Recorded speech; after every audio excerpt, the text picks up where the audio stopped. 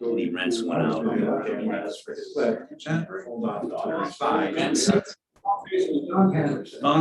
Story, this was an old friend. 1967. Oh, we'll go ahead and call this public hearing to order. It's Wednesday, May 18th. The time is 5:30 p.m.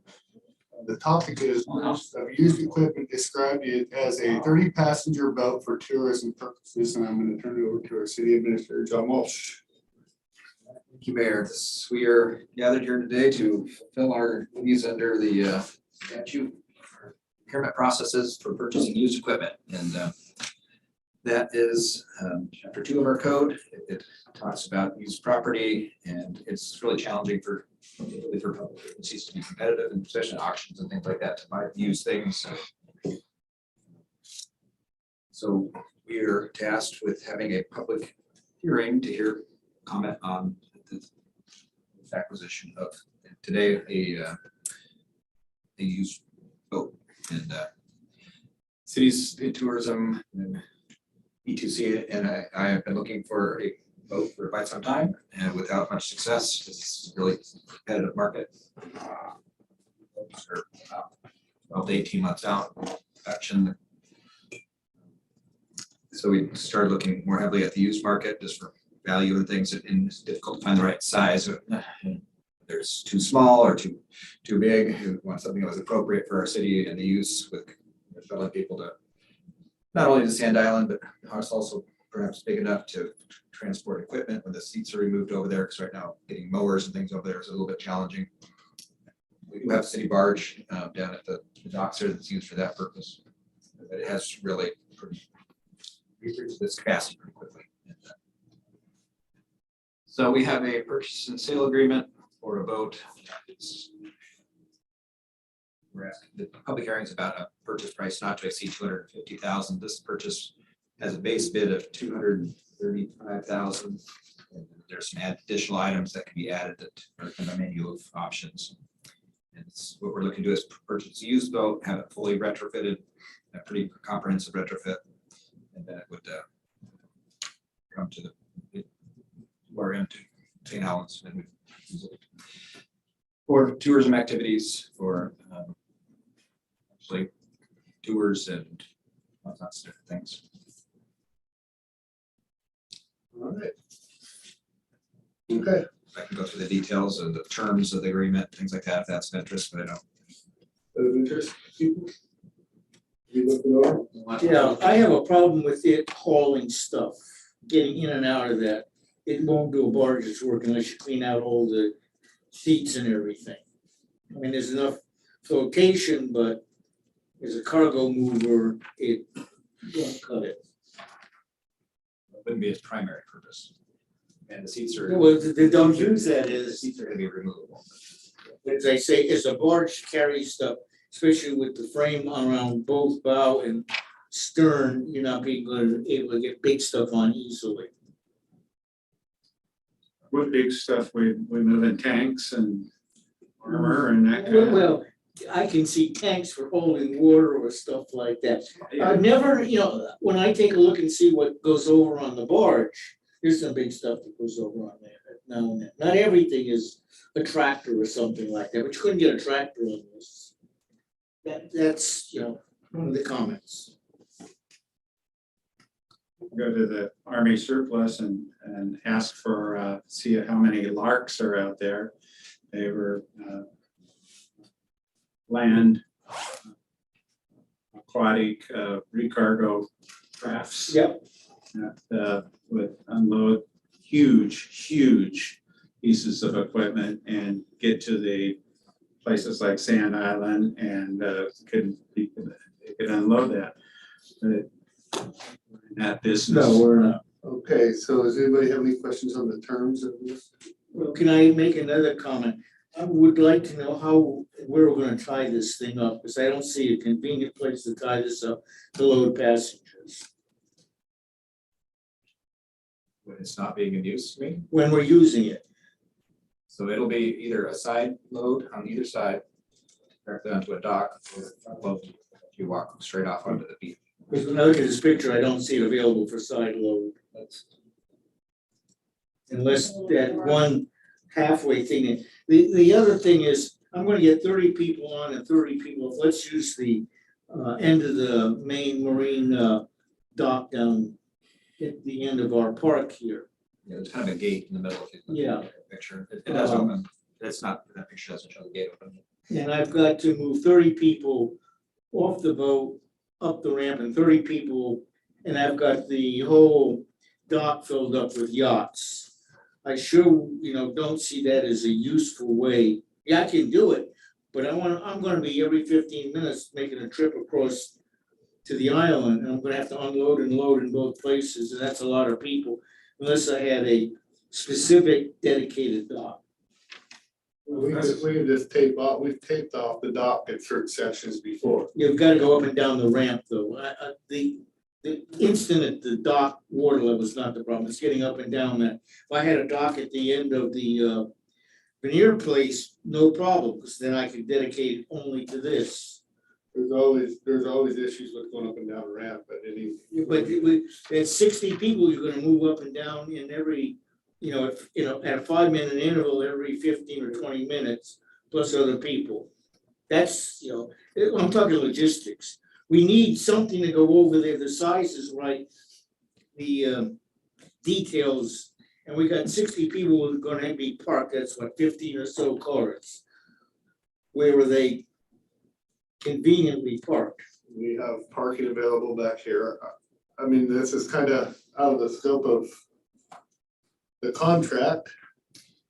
No, it's housekeeping issues. The boat is intended to be moored at Helens Marina. There's a slip down there that can easily hold it when it's not in use. When it is in use, it's very multifunctional. It has, between the side load and the front load, you can do beach launches. The landing gear, the A-frame that's going to come down will extend the ramp so that people can just walk straight onto the sand and don't have to get their feet wet. Could we, using that front load, could we come down the end of veneer property in that beach, load there?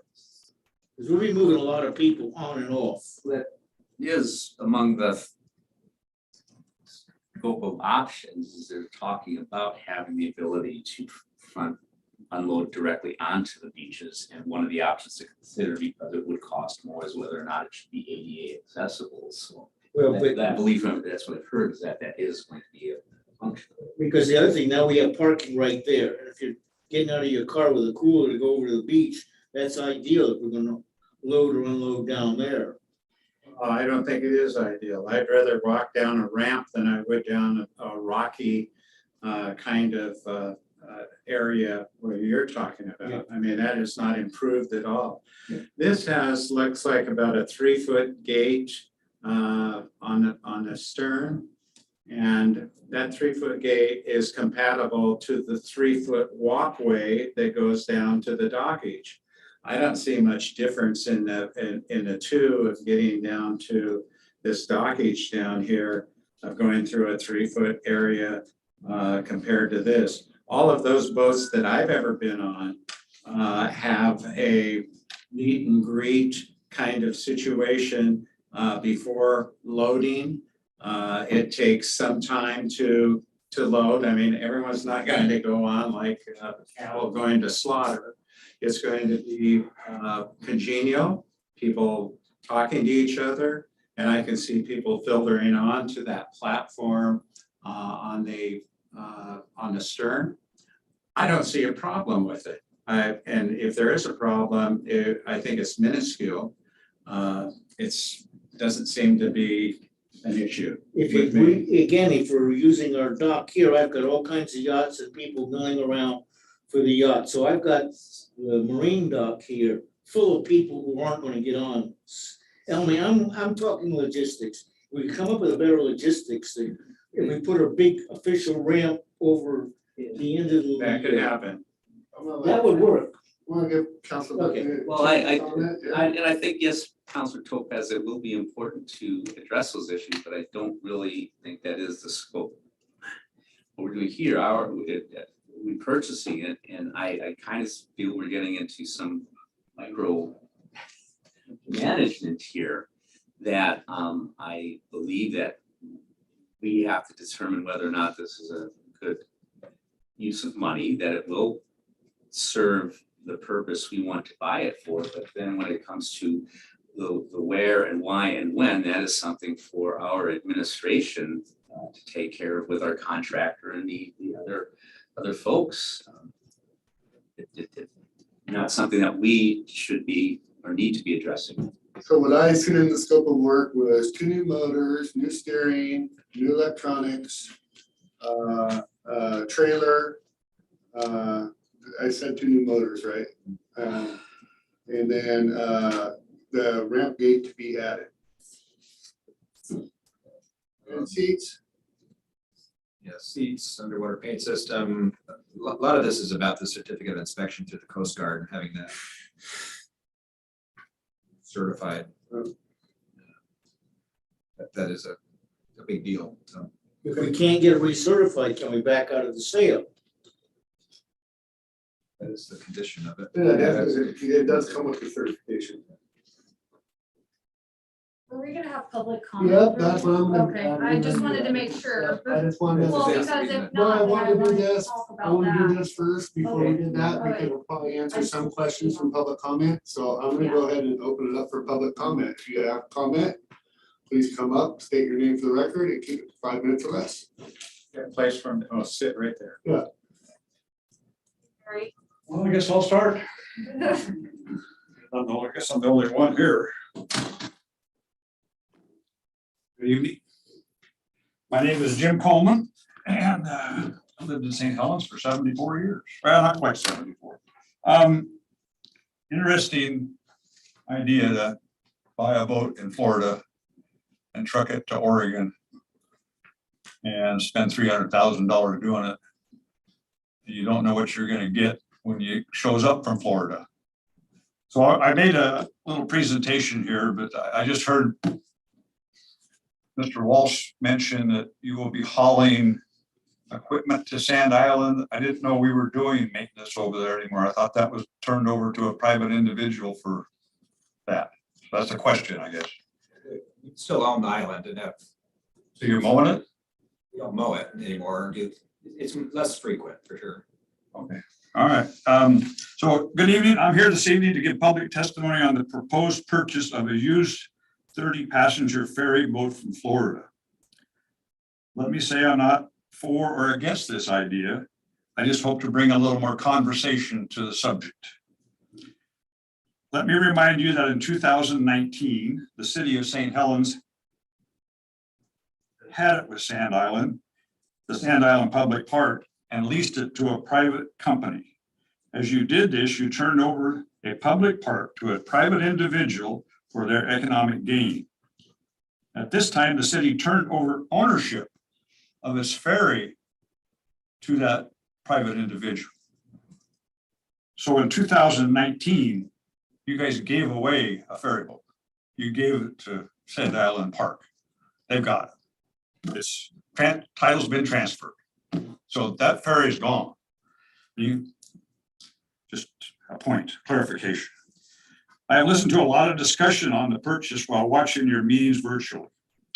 To me, the purchase was brought to the commission during public testimony with "we got to do this now" approach. I even heard the mayor say it looked like a good buy. If I could, I would ask you to slow this process down a little, please. And a few questions. Does this boat have a current survey? This is an absolute when purchasing a used vessel. You just don't buy used equipment without a marine survey. Anybody you in the marine business, you say I'm buying a boat, they will ask you what the survey says. What's the assessed value, the condition? And that's done by a private individual surveyor. And a buyer shouldn't purchase anything without that. When you get over 6 passengers on a boat, the Coast Guard requires an annual inspection. It's very complex. I see some charter boats going through these exams and they are extensive. Might be a good idea to talk to the local Coast Guard to see what the local requirements are and maybe show them what you're intending to do here. I heard some discussion about adding a ramp to the bow for unloading purposes. That would need Coast Guard approval on a 30-passenger vessel. Another point, when you pull up to the beach and add 30 passengers, approximately 3,000 pounds, my guess is that boat is not leaving that beach. When you pull a boat up to the beach with nothing in it, your draft is 6 inches. When you add 3,000 pounds to it, your draft is a foot, so it's stuck. So landing on the beach might have its problems. Just a thought. Columbia River can be a very dangerous place. Is this boat safe to carry 30 passengers in rough condition? Who makes that call? It looks stout, but it also looks heavy. And you get a very big swell out here at certain times of the year, and I think people's feet are going to get wet in that boat. Sand Island now has 90 campsites. What is the safe capacity of people you want to be on that island as a commission, as city council? How many people you want over? Remember last year, there's a lady injured in a fight where it took 4 hours to get her help. Our police chief testified to the council last year. Our police department will not respond to emergencies on Sand Island. So we're adding more people, there's going to be more trouble. Is the city tourism department going into the guide business? I heard ideas of charters for fishing, biking, bike riding. Does this put the city in competition with other guide businesses? I don't know. The purchase price is just the start. How much will be spent on a captain and a crew for a year? How much is the annual insurance? Moorage.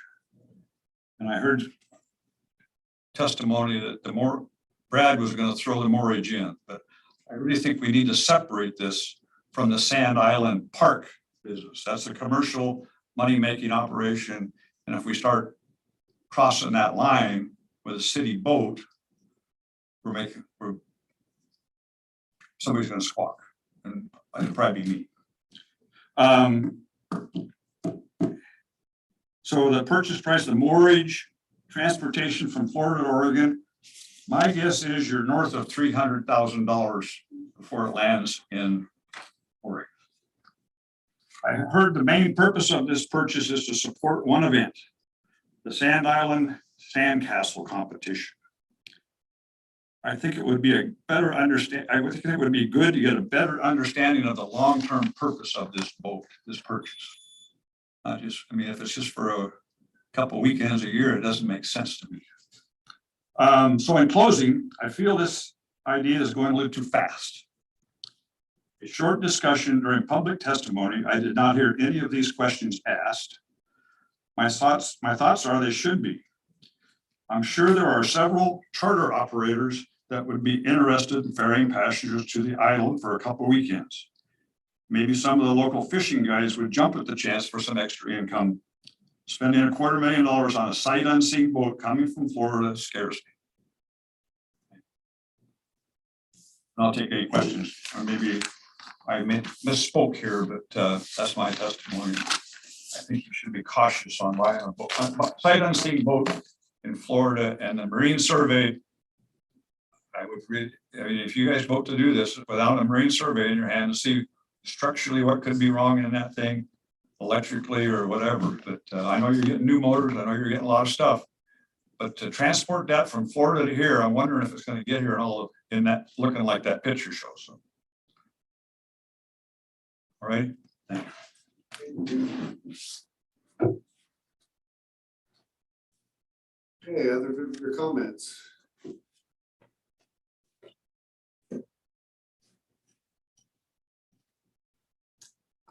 I know it's not public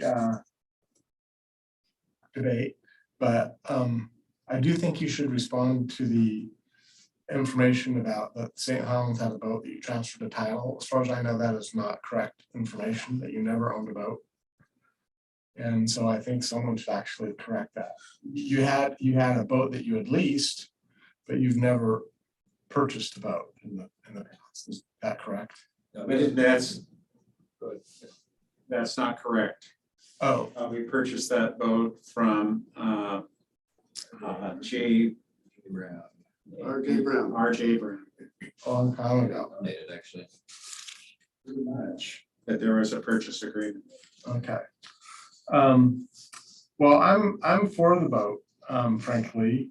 I think that this is a proposal by our tourism director. And for the first time, we actually have a tourism director that is getting things done. I mean, for decades, we had tourism and nobody paid any attention to tourism because it didn't do anything. And we just spent the money and it just disappeared and like everybody was happy. Now that tourism is taking the money and spending it and actually things are happening, it's like everyone's all upset. And I don't really understand that logic. To me, the point of the process is that the director has shown that she can make money and that she does make money. And this is a purchase of not using really taxpayer money. So this is sort of annoying to me that this council is sort of even involved in this decision. Because technically it is money that was raised by tourism for tourism. And I think it should be spent by tourism. That was the point of how it was raised. And I think that the new contract that you have with your director doesn't actually address that issue, which I think is kind of screwed up. It seems to me that this vote needs to happen. These decisions are sort of business decisions that have to happen in a quick fashion. Rather than slow it down, it needed to happen faster. And that's how it works. And this tourism is now operating like a business, and it's a business that's making money and continues to make money and with a proven track record. And the money should have frankly been left in some kind of an account for tourism to be spent for tourism, rather than even have to come before you and all this red tape to purchase something that revenue was generated for exactly this purpose. And if it was a new person that was untrusted or unknown, then yeah, you need to do some oversight. In this case, I think the oversight has been shown that it's not needed because this is a known person that has known successes, and you should let her manage this department the way that she wants to manage it and take a hands-off approach, which I believe, in fact, the city council is all. I know that Mr. Burkle has said that. And I know that several other council members have said the same thing. And I think that is something that you should do, is that you should take a hands-off approach and approve this purchase and let her move forward and by vote. Questions or comments? State your name for the record. How many we've got on Zoom? One. Okay. If you could unmute. Thank you very much for allowing me to comment on the purchase of the boat. First of all, I think it's needed as far as expanding the ability of getting the public to and from Sand Island. There are a lot of, I see people lined up on the dock trying to get over from Sand Island. There's literally a line 40, 50 people long and people waiting a very long time over at the boat ramp. And then on a couple of events last year when we were having the Reliant go back and forth, there were 30 people waiting in the rain for a very long time. And in talking with Tina, I understand that one of the issues with the Reliant was a lack of maneuverability, which she has assured me is something that this boat will be better at maneuvering around in the river. I don't see this boat as being limited to a few weekends. I see this boat as being an opportunity to expand our enjoyment of the public benefits that we have of the beautiful place where we live. It's going to allow access for people to get to Sand Island, to enjoy the beach. It's going to allow greater access to the river and to the facilities on the river, which is what the public has unequivocally stated. Also, I believe that the money that is going to be spent is coming out of the tourism budget, and tourism should be able to afford this purchase. Having said all that, I agree with the earlier visitors' comments, and that is, I think the council needs to be assured, since this boat, we haven't had eyes on the boat. We're going to need some assurances from the contractor that this boat, in fact, is going to arrive in sound condition. Having owned a few boats myself and having dealt with them, boats can be mechanically problematic. And I think we need to make sure that this is a very large purchase. We definitely need to make sure that when this boat arrives, it's going to run, it's going to do what we want it to do.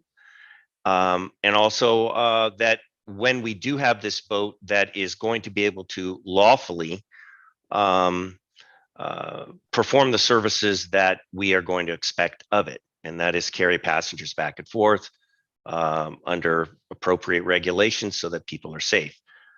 The additional budgeting of the captain are things that I think are going to be able to be worked out through fees collected in riding the boat. I think this boat is going to be a very popular item, and it's going to expand our offerings for our citizens and others. So I'm enthusiastic about the boat and the more fun it brings to St. Helens, and hopefully we can make sure that this is the deal we hope it is. Thank you. Okay, any other comments from people on Zoom? Raise your hand if you'd like to make a comment. Not seeing any. Okay, so with that, we'll go ahead and close. Just a minute, can I make two clarifying statements? Sure. I was wondering if it was. There is no Department of Tourism. It is not a city department. And so that's true. And also true, the tourism money is not money that we tax our residents or citizens from, but neither is our millions of other dollars that we get from other sources. But since it does come to us as part of our budget, we do have the obligation to oversee the expenses. So I just want to clarify, we have every right, and it is our duty to do what we are doing. I agree. After some public comment, there are a couple of things that I want, just hoping to get clarification on before we vote on it. Which is, one, is there a marine survey done? I think that's essential to know that. And two, what is the annual insurance going to be like? I think it's important to know that too. So if we could get that information before we vote on it, I think that would be ideal. I've not seen the formal survey on the boat. I know that the barge works company that is in that business of building barge and certifying barges has seen the boat, inspected the boat, but then it tends to fix anything that's wrong with it. But I don't know that there was a formal survey. I somewhat agree with Jessica that that we need a survey for the insurance value of the boat. I mean, that's the first thing, that if we're going to insure it for X amount of money, we need a survey to back that up. In case something does happen to it, either someone rips it off or it inadvertently gets in some kind of accident. We need that survey. Whether we need the survey now before we purchase the boat, or we get that survey when it arrives, is yet to be seen. So I agree with you about a survey, and I agree with Mr. Coleman about getting that survey. It's just a matter of when it would be the most convenient for us and the most friendly for us in terms of time commitment. Doug, if we have a Coast Guard qualified surveyor, that could be done in Florida before they even move it, correct? I would imagine, but what I'm reiterating too is the most time friendly stuff that we comment. I would agree that, for me, would be willing to go ahead with a yes vote pending that the survey be done and check out. Now, I do know that it does have, and I forget the acronym of, what acronym was it that it did meet, some of the Coast Guard, ability, I forget the acronym it was, but Well, I remember the Coast Guard part, but not the Marine Survey, that's why. yeah, he said and that. I totally agree Different. with. COI. With another set of eyes looking at it. And I'm not a boat person, so I don't know, but And insurance is not gonna be extremely, even for carrying that many passengers I'm- and the type of boat it's gonna be I'm- doing. compared to what I pay for auto insurance versus boat insurance, I would guess it'd be relative. But we're talking carrying 30 people, not your personal boat out fishing on the river, you know, it's probably different, It is different, I know that, but I'm If just saying, someone falls off the boat or something, you know. Different type of liability. Yes. Liability opposed to an insured value. but we're not a jet boat up on the Snake River going and bouncing off rocks. You say that your insurance is gonna be over $5,000 a year for that boat. I think, Which is comes out of tourism.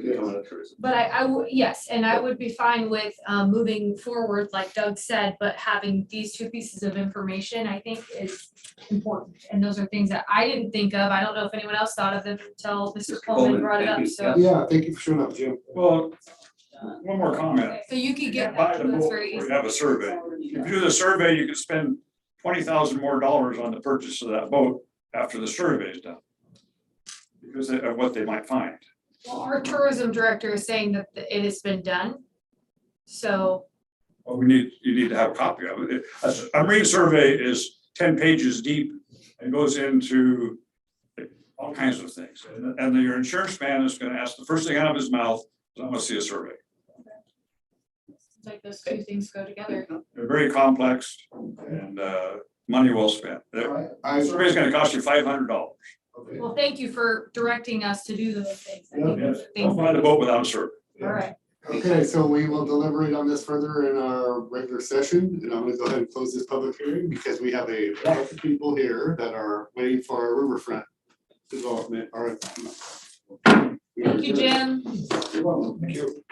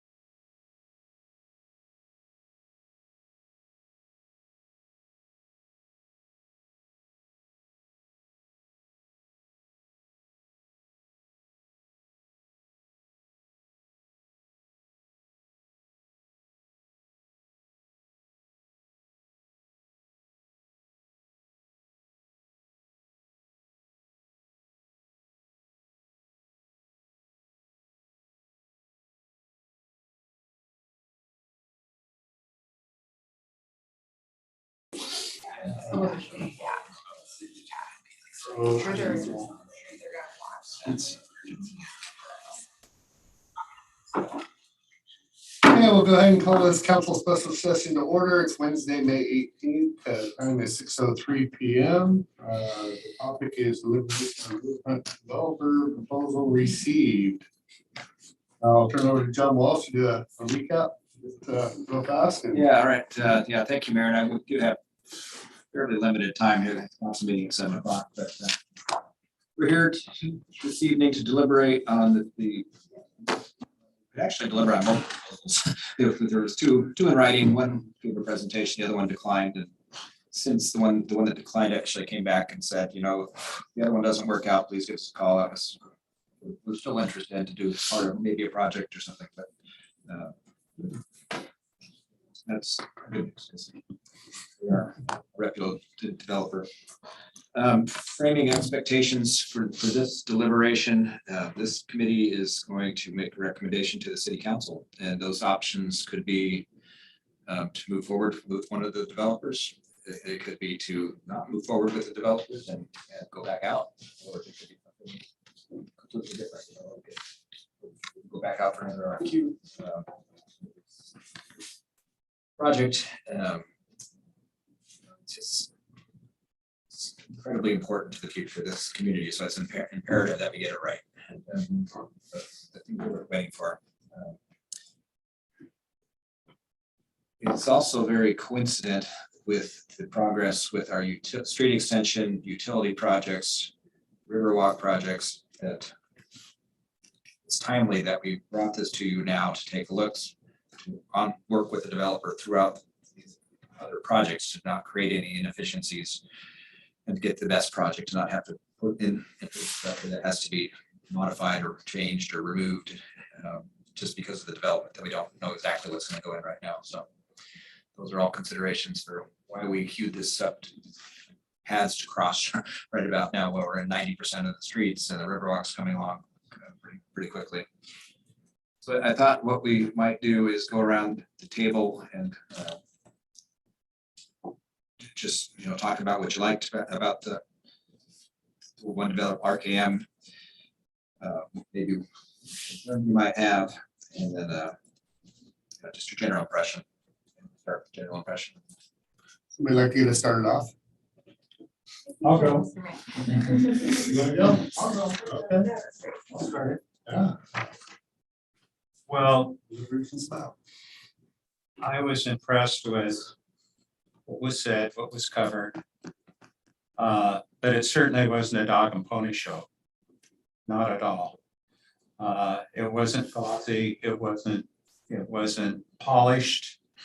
It was something that I considered fairly authentic in terms of the feelings and convictions that this group has. My one concern is, and this would probably be directed to John more than anyone else. But I'd like to get feedback from this. If push comes to shove along the way, where are the jumping off points with this group? Where do we say, no, this isn't going to work out? We need to, this isn't working for us. Is there any kind of clear jumping off points that we could consider kind of like going forward? I'm not certain that I feel that there was a good sense of negotiating between city and developer. That's my kind of my initial thoughts.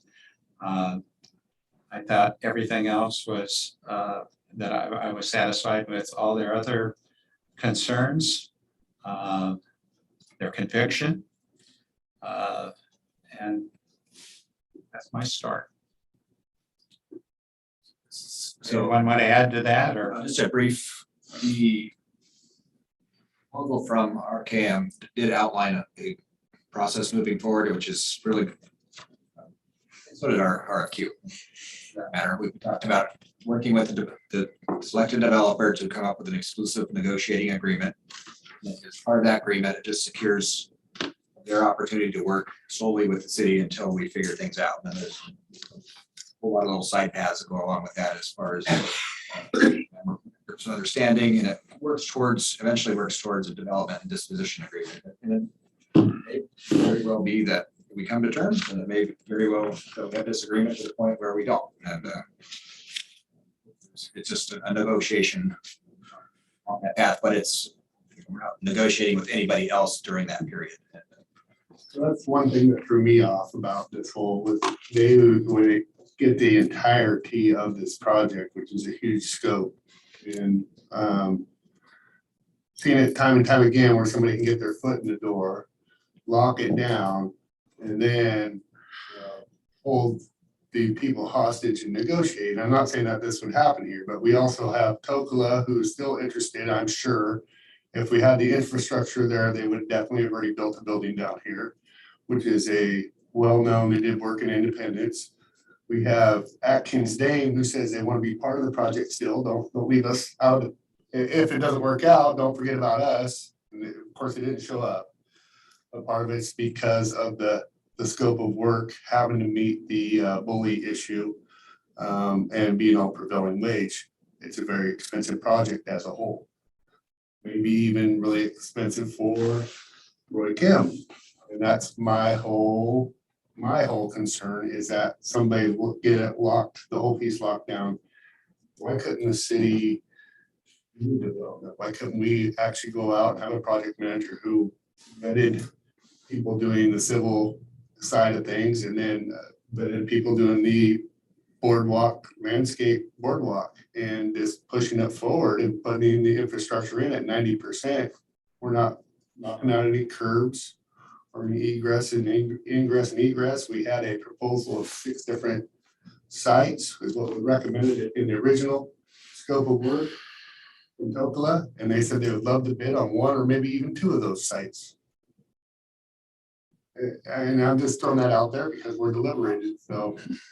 I don't think you can have any project like this and take it on yourself. No, but you can hire it, you can put it out each individual one for bid. You need someone to draw the whole concept together and the Yes. plan. So that's what you need. These guys, they came forward, they put the effort in. Yeah. And Atkins Dame is, they should have been here if they were really sincere. And it's always nice to come in like, well, Yeah. if something happens, we're there to help you. So that's fine. But, what I'm hearing from all these guys is pretty much they need to see the infrastructure. They're not gonna touch it without that. So that's gotta be planned and pretty well done before they can say a parcel what they're gonna take. These guys are a nice size. I like them. The biggest problem with them, they're smart. What they build, they hold on to. And they won't have any plans for projects that will be sold, condominiums and such. And there's a big problem for me because you don't want to give this whole waterfront to one developer and say, well, it's your property. I mean, that's fine, because then they've got it. It's golden for them, but you can give them a piece of it. But you can't just tell them to come in and it's all theirs. Yeah, if they're also committed. I mean, if they are owning it and they're managing it long-term, they're committed to doing the right thing and doing it right. But when they sell it, they're not committed because they don't have it long-term. Yeah, and maybe possibly 10 years from now rather than a year from now. That's what bothered me was their lack of initiative and concern for their time commitments. The question was asked by someone in this group. And it's, well, we really don't have one. It depends on economic concerns. Did everyone follow that? Oh, yeah, well, they work in the market. They're not gonna build it if they don't have the. Okay, I'll keep my mouth shut from I'm that. gonna go ahead and let Al jump in because I see he was wanting to, and I think Steve Toshke was on the queue too. So Al, go ahead first. Well, I went back and reviewed their proposal again before I walked down here. And I did notice, I agree with Russ that, it sort of sounds like they want the whole project. And then once it's developed, they want to maintain, all the parcels. And so the concerns about whether or not you're only dealing with the possibility of this one particular proposer or not is well heard. If you look at another piece of their proposal, it looks like they negotiated a 0-cost 99-year lease in one of their projects. So they're basically not, obviously they're paying for development costs of the property of some kind. I don't know what those were, but they then own the property on a lease agreement for 100 years, which is something whether or not the city wants to go that route or not, but basically in the end, they ended up with the property at no cost. You know, obviously there were streets and all the other stuff, but you know, we're still talking about a cost per square foot for the property itself. And in that particular project, it was 0. I mean, it's right in there. So that's gonna have to be considered as part of the negotiation, how much, you know, even though they're developing it, obviously, how much of that, that's, you know, you own 27 acres of raw land, and obviously there's development costs, but still at the raw land, there's value there. So that's gonna be part of the negotiation, and that's gonna have to be clearly defined. You know, are they gonna get just one parcel? Are they gonna get 2 parcels? Are they gonna get all 5 or however many there are now? Can't remember. But, you know, but really, as far as I'm concerned, our question today is, do we recommend that the city move forward and begin negotiations with this company? I agree with Russ as well, you know. Half of the battle is showing up. They showed up. You know, you can't be wishy-washy and say, oh, well, we're not sure, we're not coming. And then a week later call and say, oh, yeah, well, we're really interested, you know. So, Work really begins after it's elected. That's when the work. yeah, the work begins with the city. I mean, basically, the city's attorneys, and the city council to kind of define all that afterwards. I don't know, and this is another my personal recommendation. I don't know who your city attorney is, but I would recommend that you had an attorney that specifically deals with land development deals, not a government attorney. He's a specific attorney that deals with private land development deals. Okay, I'm gonna go ahead and go to Steve Toshke, he was on the queue. Thank you. First, I want to thank Mr. Kim, Roy Kim, and his family members were with him for coming to us and presenting what I would think is a very viable proposal, very well-run company with a lot of energy.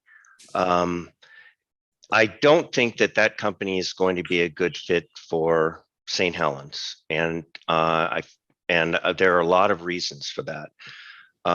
Their business model is one where they want to own all the property and develop all the property and then retain it. So their idea is, we kind of went for the long ball on this one.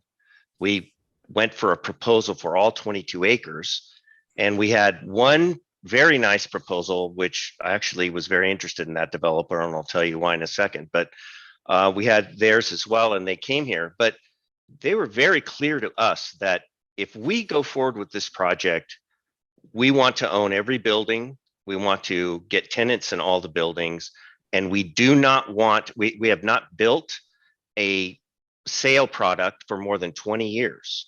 And I think that's good business sense for them.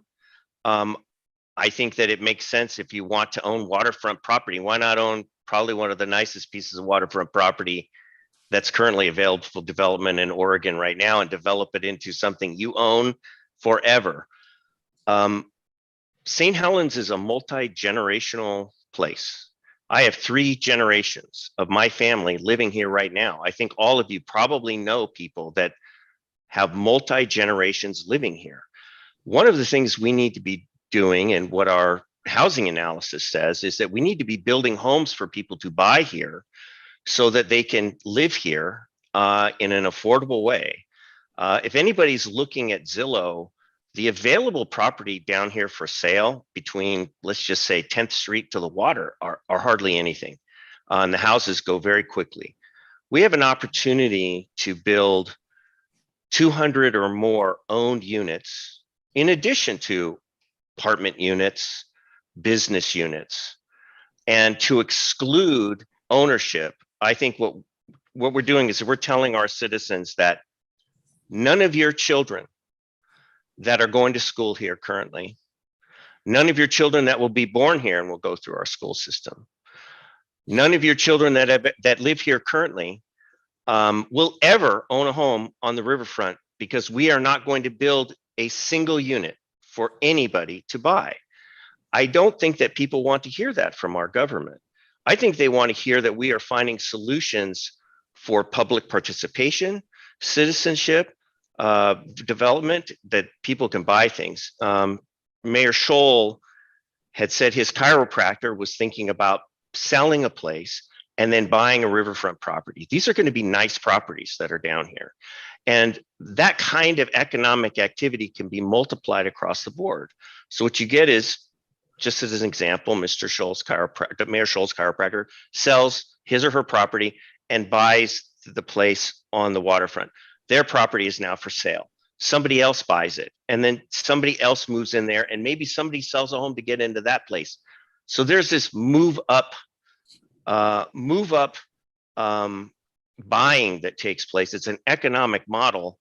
And so it's going to allow people to say, you know, wow, my fifth grader, one day they're going to work hard, they're going to earn their money, and one day they can buy a place there. So I think that's a very important thing. And so I can go on and on about this, but I'm thinking that politically it's going to be very difficult to explain to our citizens that we're going to enter into negotiations with the developer whose business model is that they're going to own nothing. And so I think we're really starting off with trying to fit a square peg into a round hole. And there are other developers out there. We have other options. I don't think we should be trying to fit this developer into our development, because it doesn't fit their model. We're not going to change them. So we're probably going to end up at some point along the way not being able to reach an agreement. Roy Kim's a savvy businessman. He owns millions of dollars of property. I don't think he's going to abandon his business model. I do think that we could scale back our RFQ. We could look at other things. And as much as I like the company, I don't think it's a good fit for us. And so those are my comments on it. As much as I like them, and on the last comment on, you know, things happen and people sometimes can or can't show up, and maybe this other developer, Atkins Dame, is, who knows, maybe they're permanently out. One thing I thought was interesting about their proposal was they had talked about the new work from home optional type people that can bring jobs to, if we build houses, we will bring jobs to us and people with earning potentials to us. That was in their brochure. And so I thought, wow, these are people that are really looking to build some homes that are going to expand our ability for people to buy homes here. In addition to rent, there's plenty of room down there. And so if they're still interested, I say we go back to them, we go back to Tokla. And then just as an aside, I have reached out to Goodfellow Brothers, which is a client of mine who does a lot of road building, and I'm trying to get in touch with them to see if I can get them interested in working with us. I don't know if that'll be successful, but as much as I really like Roy Kim and his family, I don't think this is the right fit for us. So thank you very much for allowing me to make those comments. Okay, I've got some other comments. Agreement with Steve on something. I've talked to two other developers. I also talked to the people who didn't show up. I spent 45 minutes the next day with them. And one of the reasons they didn't want to come in first way is the fact that we've laid out roads and some things that were unmovable. Our framework plan being one of the big problems. So also one of the things Kim pointed out, he had his design, which would definitely require us to redo where we're putting our roads and infrastructure at this point. Kim did have his own money. Our other people were going to raise money. The big overview that I've gotten from some people is housing isn't going to pencil out as far as real money. You're going to need something beside a bunch of housing, however expensive or whatever. But everybody else had other designs in the framework design, and the biggest thing they were afraid of is not the flexibility for them to use their overall design. We were stuck with what the St. Helens put down on the ground first. That was the biggest thing. There are people with money and nickel and diming, unless you have an overall picture for the whole thing. However, build it in parcels, you don't want to start building a patchwork built with different developers. You better have an overall good design, and the big people that I've talked to, the framework design doesn't cut it. I wanted to jump into and just say that I hear what Steve is saying about the vision. And, you know, it doesn't sound like it's desirable, of course, to sell the riverfront and possibly never have it back. But I also think that the square hole and peg is not sufficient. I don't think the vision is for, you know, the American dream to happen on the riverfront. I think the vision is for the riverfront to be usable by the community and for businesses and for people to be living down there. I don't necessarily think it means that people own pieces of it. So I'm not saying that I'm against it or for it, but I'm not saying that we should say that that's our only vision for the riverfront. I think the overall vision is for it to be usable for the community. I kind of wanna, I was framing, Scott, I will let you, I know Jennifer wants to talk too, but I was sort of formulating my response to Steve. I think the main thing that Steve mentioned is that there's benefits to having private ownership, disparate private ownership, that you spread the wealth among your community. But this site is not for that. This site has riverfront views, and these will not be low to middle income housing. This is going to be high end housing if you develop for sale product. So the idea that you're going to have generational wealth on that site, I think that's just not the right site for that vision. And I did want to kind of go over some benefits of having them be the long-term owner of that property, because I think the sole benefit Steve mentioned is sharing wealth, but I don't think the market will support for sale product on that site. And I know this because since 2017, all of the developers we've talked to on that site want to develop long-term hold properties. That's where the market is on that site. John's heard that from Atkins and Dame, and he can chime in there. He spoke to them shortly after this meeting that we had with RKM. So I would say our experience with developers who have qualifications to do public-private partnerships lend us to this sort of long-term ownership business model. I also would say that we have issues with maintenance of public facilities. We don't have enough FTE to support maintenance, and having that be privately owned, the maintenance of all of the, you know, planters that will be in the streetscape could be maintained at a higher standard without our crew having to get involved. And so having common private ownership will just make sure that that site is beautiful for everybody to use along the Riverwalk.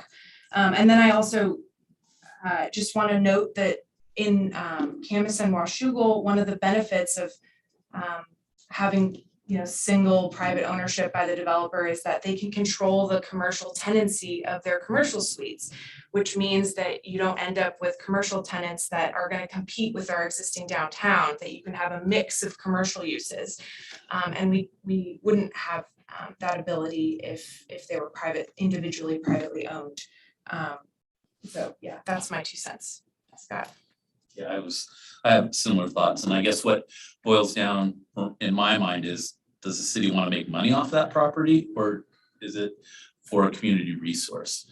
And just my experience, the last 2 constructions that we've had, the market is tighter than tight to get contractors to want to bid, to want to work on your project. So a downfall is you have a single bidder or a single proposal. But I liked some of the things that I heard with, it's their money, they're gonna maintain it. You know, there is that concern that they want to own the property, but it's then their responsibility to take care of. And I think what I would be looking at is how soon do you want to make that happen? They probably will take 25, 30 years to develop it out. But I can tell you it's probably gonna take that or more if we wanna parse it out piece by piece. So I think somebody coming to a proposal saying, I'm ready to start moving things now is the quickest way that we can get community access to a well planned out, a well thought out space for everyone to get to. And once buildings start going up, seems like the money coming from businesses going into those spaces is what is gonna generate for the city. So I liked a lot of what they had to say, but I do have a concern that they're the only person proposing. I have concerns with Atkins not proposing and then saying, hey, we're interested, because I wonder when things get tough, then are they gonna say, oh, I think we're out now again? That always makes me nervous. That just seems like integrity to me. I've seen, the Bethany area that they referenced. It's well maintained. It's been there for 20 years. They have community events there all the time. I would hope that their investment in St. Helens would be similar to the investment that they made there. And if that's the case, we would have a really great product or center for our community. Great input, Scott. I was, Go ahead. just one comment, my follow-up conversations with Atkins Dame is there, just to be clear, I mean, Yes. the That's what I said. Cola had a mixed-use building and a hotel, because we're all gonna be owned by them. 2 parcels. And two Of parts. 6, of 6. And they didn't have a desire to do any more than that. And the RFQ that we put out there was to develop the entire parcel. We didn't talk about doing it in sections, we could, and smaller projects. But Atkins Dame specifically said, if this is not a multifamily owner occupied project, we're not interested. That's where the market's at. That's what people want. It's just, they built, not to say they've built literally thousands of condominium projects or condominiums. And that is in their past, and they're not doing that anymore. The market's not there. They're just too expensive. It's the cost of the unit, the construction costs, the homeowners association, the risk liability between the tenancy stuff. It's all the challenges out there around condominiums. It's just really expensive, and it drives the costs up to some of the Vancouver ones are $700,000, $800,000 for less than 1,000 feet. American dream. And so At least you own it. Yeah. Well, and I think there are some generations that can afford and would love to buy property down there, and they absolutely in our area. I can only speak for the people that work really hard around this community that do have a bank account and want to not have to cut grass and live in a building that was her example exactly. I will sell my acreage, Stano. Deborah Stano said, I will sell my acreage and buy a condo in a minute. I'll sell my acreage out in Warren, and I'll buy a condo tomorrow if I could down there. I still think, just like when you do developments, like Elk Ridge or whatever, once you put the infrastructure in, and a clear example is we had a bunch of debate over Richmond homes, and there was the planning commission kicked it to us about the variances on the property that they had already pre-approved, but it was what was the other company that came before us? It was Richmond Homes and then Lennar. And our thought process was, well, actually, it's gonna fill up even faster because you have 2 competing big boys going after it, and they want to outdo one another. And that thing filled up just like that. The minute we approved those, it did just fill up. It was been full for 6, 8, 9, 10 months now. I think the last few were just hammering rock. That was why they were dragging their feet on it up there.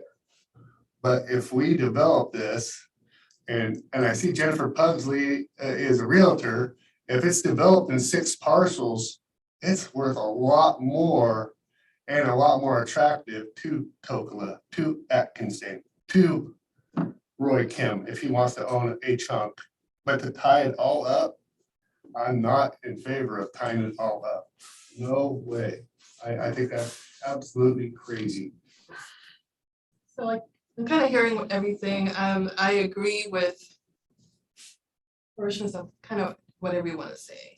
I really agree with what Jenny is saying. I am very uncomfortable with one developer essentially owning essentially the what? That's what it came off to me like. It's like, we're just kind of like giving it to them on a platter and say, here you go. And then they own it forever. But I do believe that that is probably the only way to really get this project. And I think that's the only way you're gonna have that consistency in this downtown waterfront. Otherwise, you'll have people building different things, and then like what you said about, you know, commercial spaces competing. I don't like that we just have one RFQ. I think that's not a good thing to just have that desperation and go with that one person. It eliminates the competition. It doesn't give us a really good broad view of other options. I would personally not consider Atkins name. I don't really care for how they approached not showing up, and then that seems like instability to me in terms of project. Like, yeah, I'll do it. Oh no, I won't do it. That's not a good. Al, that's you not a being good an sign. architect, is it uncommon to have developments that will actually say you have to adhere to a certain standard or approval of, like, he was talking about character, you know, of this hodgepodge of good development, but is it uncommon to have that standard? Are you familiar? Well, there's design standards out there in many cities. And then we have this design standard for the downtown area, which I guess has been extended down to the waterfront development. So there are certain standards already, and that will be up to the committee, I guess, the planning commission initially, to review it to see if it's holding up with those standards. What pretty much any standard is, you can work within it. I mean, any good designer can work within the standard. Unless the standard is so restrictive that it says it must be an Empire home and that's it, you know? So the standards that we have are loose enough, you know, they just talk about materials, they talk about proportions, they talk about sizes of windows and things like that, which you could develop any kind of a building just, and then, you know, you may take it to the committee and one of the committee may say, oh, but that's, you know, that's not following this standard. But, and then if the committee holds firm on that, that can be adjusted. So I think that they can probably design any building within the standards we got. And I don't want to take, I know Jennifer's been waiting here. Then, oh, okay, well, my only two comments is,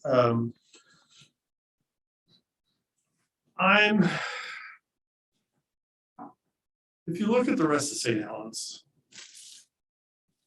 St. Helens is not consistent in any way. Even the downtown is not consistent. It is an eclectic mix of buildings. It's an eclectic mix of styles. It's an eclectic mix. Most of the buildings downtown happen to be, you know, from the 20s and 30s, but it's still an eclectic mix.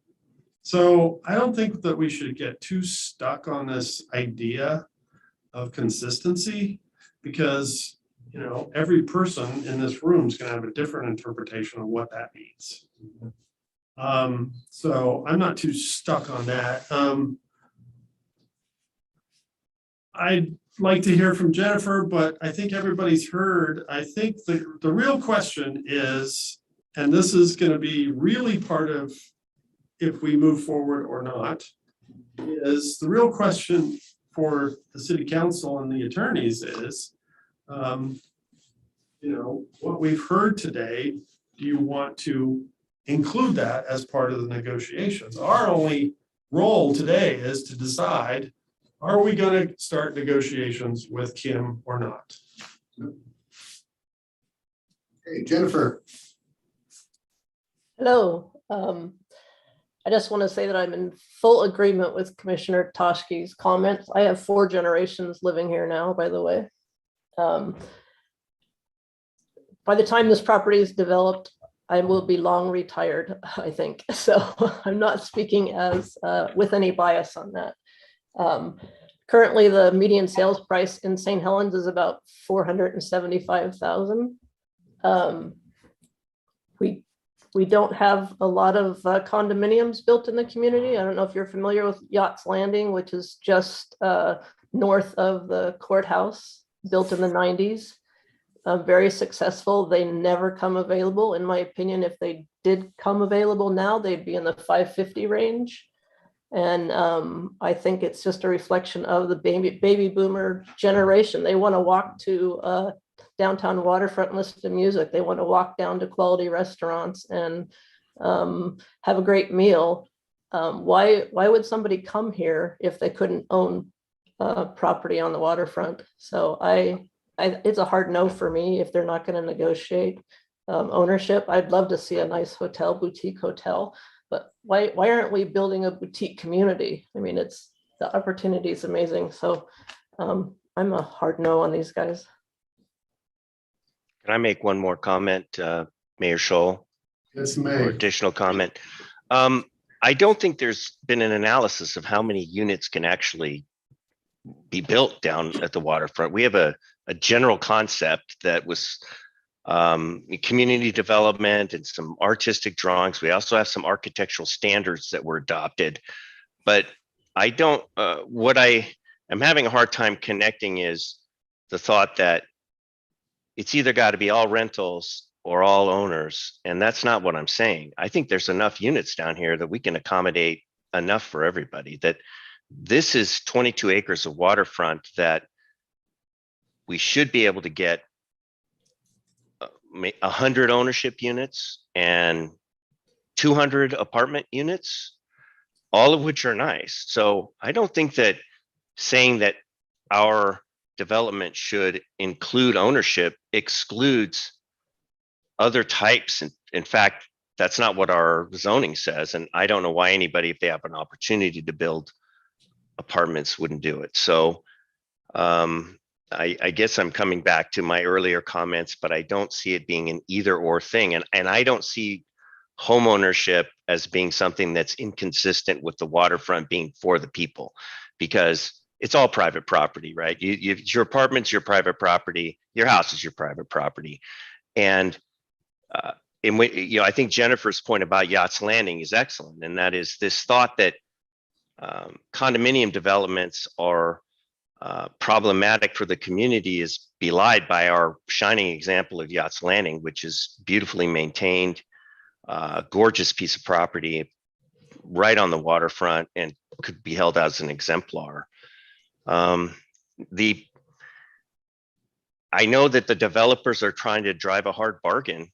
If I were them, I'd want to own an apartment building and I wouldn't want to build a condominium complex. It is higher risk, but it sounds like the market can handle it. And my concern about Roy Kim and his business model is that I don't think he's going to want to piecemeal it out. I think once he gets started, he's going to want the whole thing. And so if we run into any problems along the way, let's say the citizen, we start entering this contract and the citizens say, we really want to own houses. Well, now we've got a contract with Roy Kim that he has exclusive right to own all the buildings. I just think in the long run, it's probably not going to give us the kind of flexibility we're going to want. And it sounds like we should be, as a government, as a planning, we should be talking about, well, what is the mix we're looking for here? What is the economic benefit to our city? How do we get the kind of bounce that we want from these units with apartments, with ownership? What's the right mix here? A lot of us have personal opinions and strongly held ones, but I'm not sure there's a lot of data even supporting my opinions, but I definitely think there needs to be more units for people to buy. I think, I see those little kids in the playground. I'd like to think we're going to build something that they have a chance to own. One of the problems that I see with that comment. You have Mohammed and Carmen Who have- haven't spoken. Okay. Thank you, Councilor Berkeley. Appreciate that. I mean, I think it's a collective, excellent comments from both spectrum, right? I have my personal opinion on a lot of things. I'm looking at it from also the business opportunity, economical conditions. I haven't heard in the discussion any plan B say, I think in the city of Helens, we should learn from previous mistakes such as having one industry run the show, and if that industry goes for whatever reason, what do we do, right? In the private sector, I've been around multi-billion-dollar projects, companies like Roychem and others. All eggs in one basket, one company does all, and the economy take a downturn. And let me tell you, we cannot have more vital market today. Real estate cost, interest rate, contractors, talent is not available.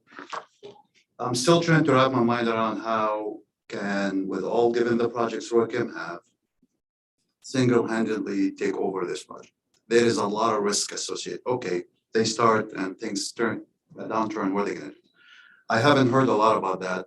That's number one. Number two, nobody spoke about anything that we've been doing for the last year. We invested heavily, a lot of hard work and amazing framework for the waterfront, Riverwalk, First and Strand Street. We build a framework. I think it's a gift for any developer, master developer who comes here, should take in consideration and not come with their own plan, work around what we have already, because we do have a solid design. That hasn't been discussed. We invested a lot again. I did bring it Mayor, up in the. you have.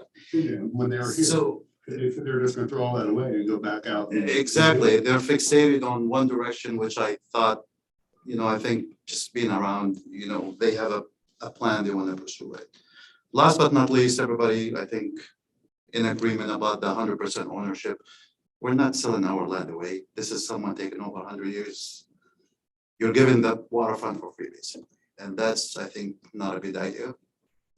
There is potential accommodation for personal ownership of condos and non-condos, right? The business model can be flexible. It should not be one-way street where it's either this or that. You can do mix.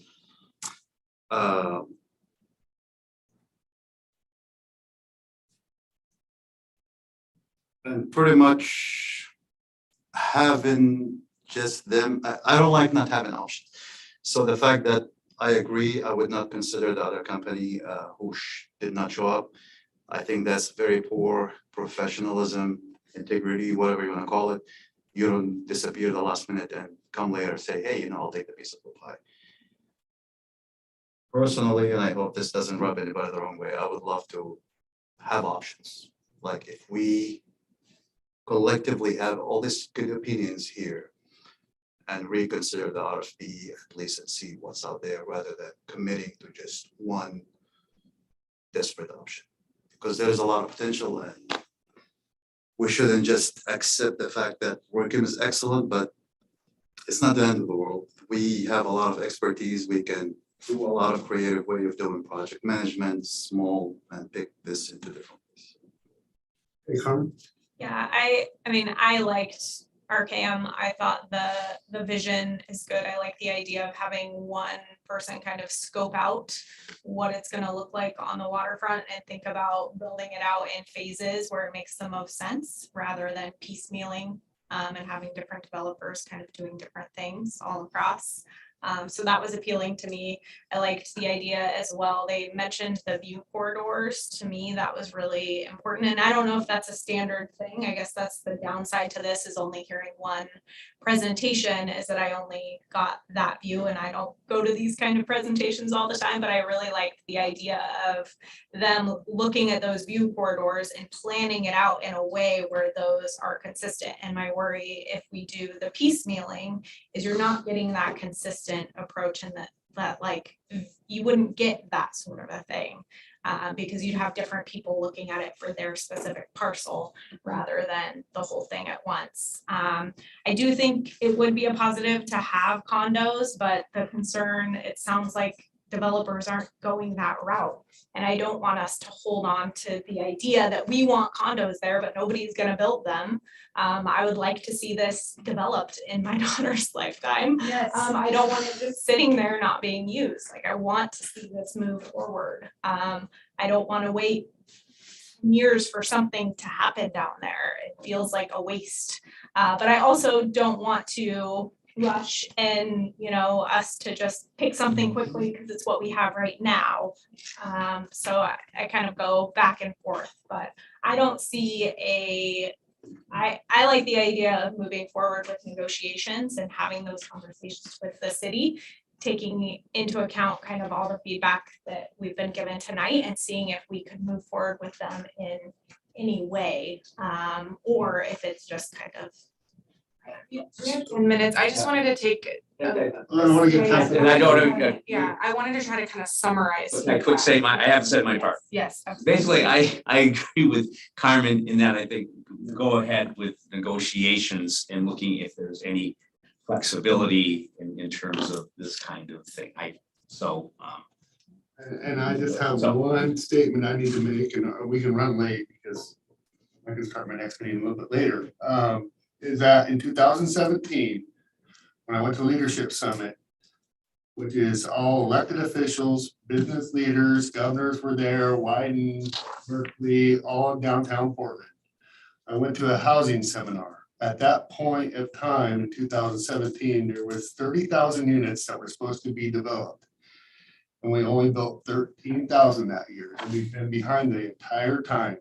So there is a need, and I do hear a need for living down here, but there is a need that if there were multiple players, those are gonna fill up fast. Look at St. Helens Apartments, with just a little incentive, it filled up fast. The NOAA apartments are already full. They're not even built. They are already full. That's what kind of market we're dealing with. I agree with that, and the I just most want to make important. that clear. That's our homeless problem too. Habitat for 30,000 units and only built 13,000. You can look it up, The 2017. most important thing is to develop time constraints. But a unit, just a unit is a unit. That's what the state looks at, a housing unit. But the demand is for affordable housing, is what I'm saying. No, they're just a housing unit. We have been behind demand for a long time, tens of thousands a year. My recommendation is that you start negotiations with clear understanding that you're not giving away the whole pie. Ask the developer if he's willing for 1/3 and see what happens. So I just want to summarize it. Can I get in, because I had my hand up before you summarize? Yeah, are we willing to go after 7? Yeah. Okay.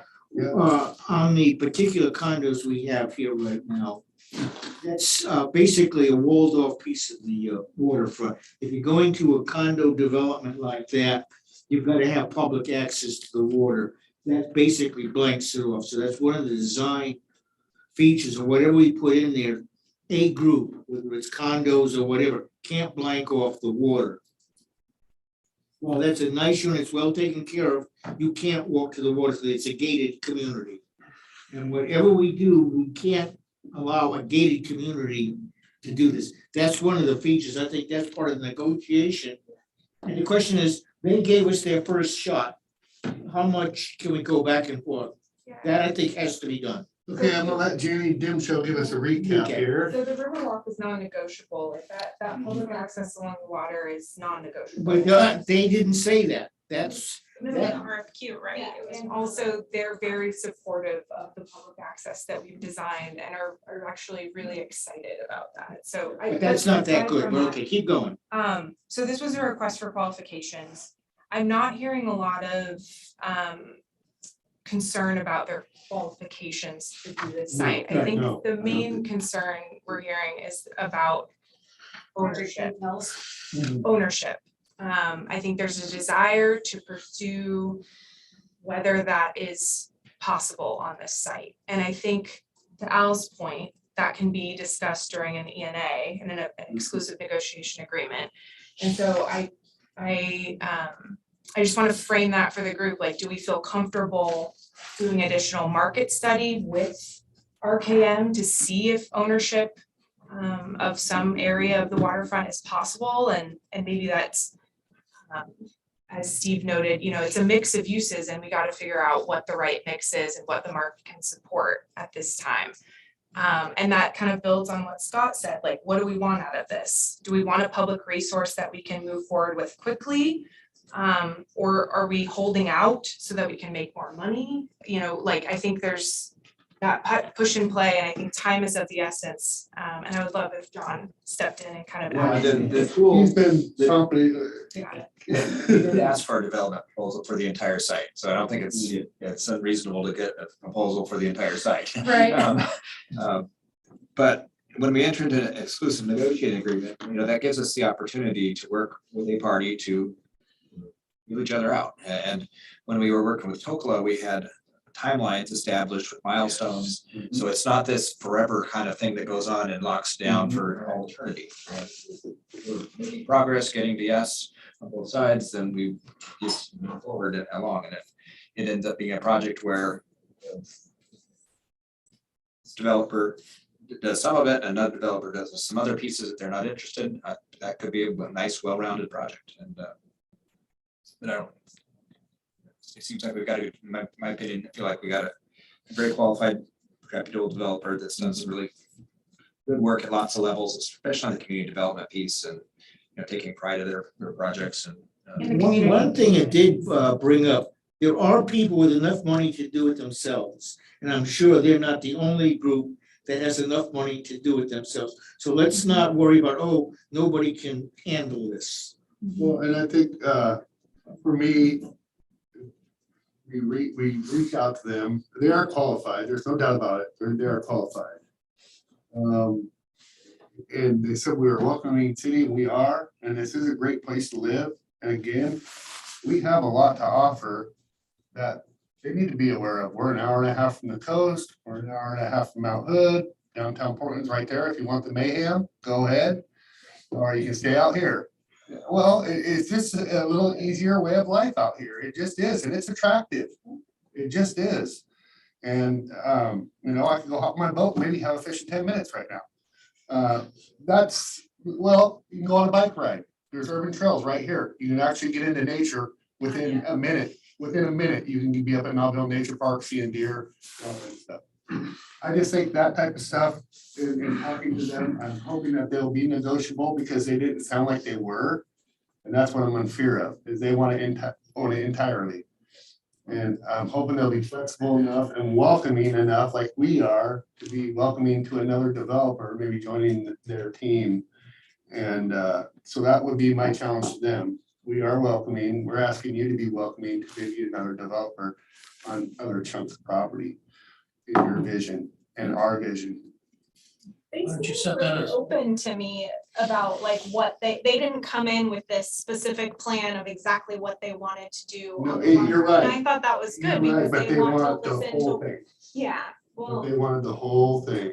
They held on to 130 acres. but in they're Bethany, open to so doing what is needed for the community. So that makes me think that potentially they would be willing to figure that out. I think we need to look at what our non-negotiables are, because it sounds like we're all on different pages about what our priorities are and what our bottom line is for what we want to see with the project. And that doesn't help in the search, you know? Al, and then you, okay? Al? But the other piece. I call for the question.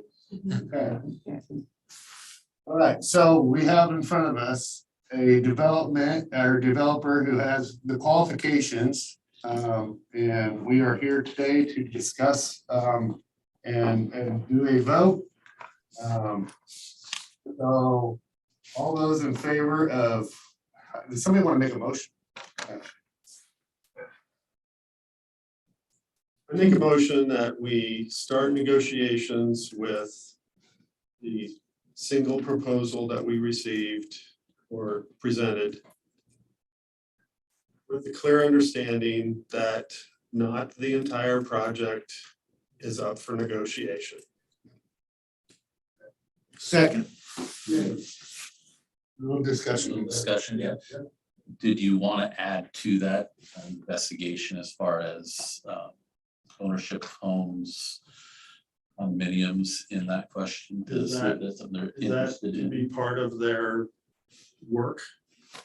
So typically within you're developing a list of timelines and things you're gonna get done within the ENA, the exclusive negotiation agreement, and market study could be part of the pre-development package, what the market can support on the site. So I'm hearing, I think that's a very valid. I'm willing to add that to the motion. Yeah. So for clarification, when you say, when The you, motion is to start negotiations with, what is it, RCAM? RKM with the understanding that it is not 100% of the site. okay, so you're And- saying that they won't and do part of the it- whole site, That's correct, which is what the. which is what we've all talked about today. Okay, And that we include in it, as part of the initial part of it, the market study is produced of, the types of units and what can be built on the site. Clarification, I don't think what I heard, I just, because Sharon brought it up, is they would actually develop the whole site, but not own the whole site, because we cannot run part of a sewer line because we have a pump. Well, right, So, I'm Yeah. not disagreeing with that. okay, and then, Well, I don't want to get too detailed in my motion, but, in any development, to me, what is the whole site is the main road that connects one end to the other. that they follow the city vision too, I think. All the sewer lines, I'm fine with all We the. spent millions of dollars, $1 million on that with OTAC, and they're reputable Yeah. on this one-way, brand, this. Infrastructure. A lot of that's in the RFQ. Yeah, that's included in the RFQ. But And the there's- RFQ was we requested qualifications for the entire site. But another interview process, if you so guys. my understanding is. Mr. Mayor, I don't. Site, but they won't own the whole, the negotiation is they develop the whole site, with the understanding that there's a percentage that the Right. city Has would. already done. Hold on. Would do, and that they would have to Yes. maybe negotiation, they may have to sell some condos in there or It something. was the in-between that they wanted to have more, but they were, I think, fine with the street. Okay, so I- I'm gonna, go ahead. Sorry, I think, to Mr. Peterson's point, you need to be careful if you make the motion too specific. We're doing Yeah. negotiations right now. Yeah. We just make a You wanna- motion to negotiate with them and then come back to us and Yeah. talk to us. Had a motion and a second, but it. Yeah, but it was. Can I make a discussion point? Sorry to not be there, but yes.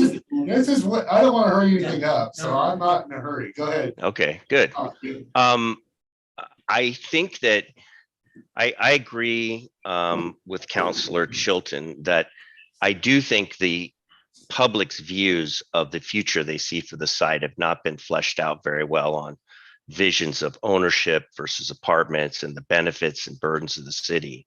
I think if the public knows that they're not going to get anything to own out of this thing, I think you're going to get some feedback on that. So, but I also think that Mr. Kim, one of the reasons that I don't think I'm against the RFQ on this company is I don't think that Mr. Kim, if we say to him that we are going to want are you willing to consider a percentage of this? I don't know, some square feet, certain blocks, whatever, a percentage of this is built for purchase by, private individuals, homeowners, whatever. He may say no. And so I think that would be a very early thing to talk about, because if that's a priority for us to make that part of the mix, I think that Mr. Kim would analyze it and get back to us honestly.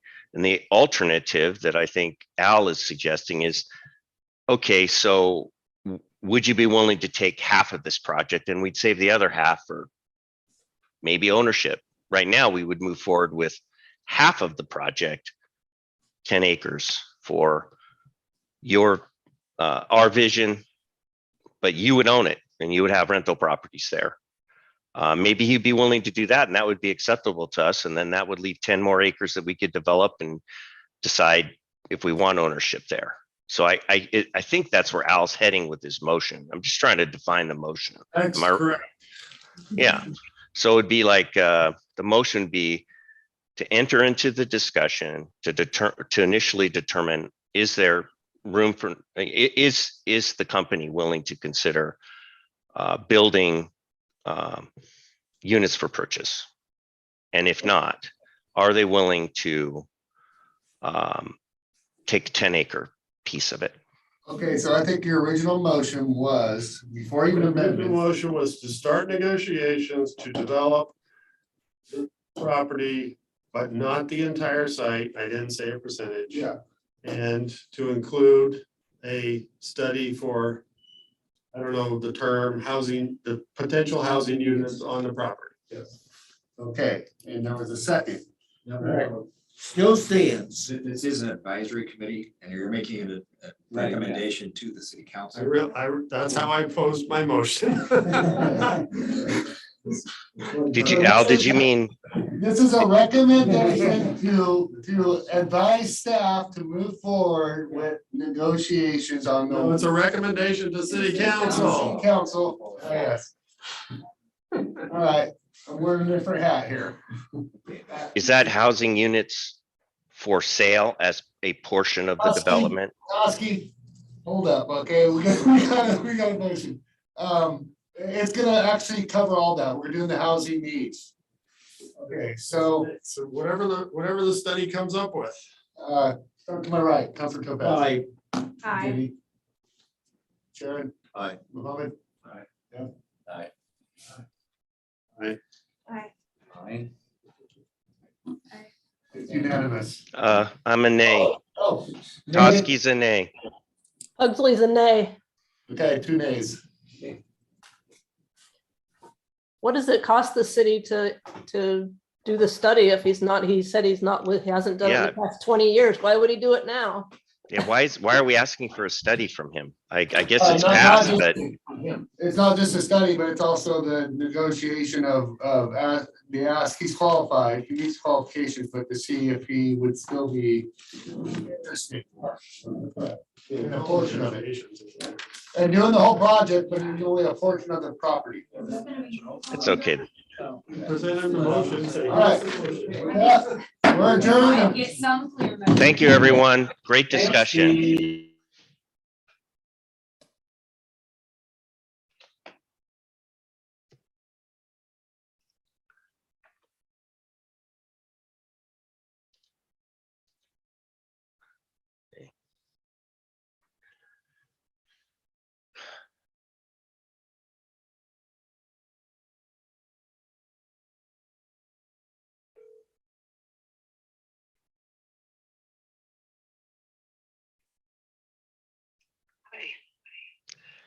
So you're feeling bad. Well, good thing you showed up. I was in bed yesterday. I don't think I would have made it. So that's good. I think you're still on.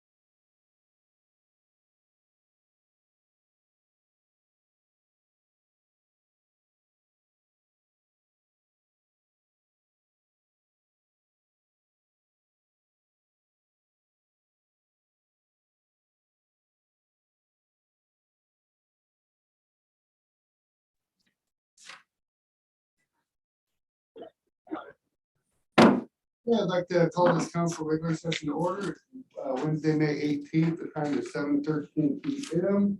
Please join me in the pledge of allegiance. I pledge allegiance to the flag of the United States of America and to the republic for which it stands, one nation, under God, indivisible, with liberty and justice for all.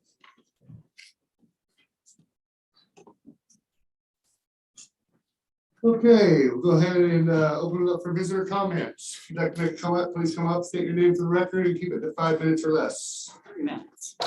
3 minutes? Okay, I'm gonna go. All right. I'm listening now. Okay, so just to clear up a few little details from just some misinformation that's out there, just people that just don't have the answers, because why would they? They you know, aren't involved in the emails and transactions that are going on. But here is the certificate of inspection that has been done, and you will notice that it is good until 2023. And the certificate of insurance is really what it is just a verification that the business is indeed insured. So this boat has already been insured and paid through 2023. So what we're doing is that the boat that we're buying is really not the boat that you see.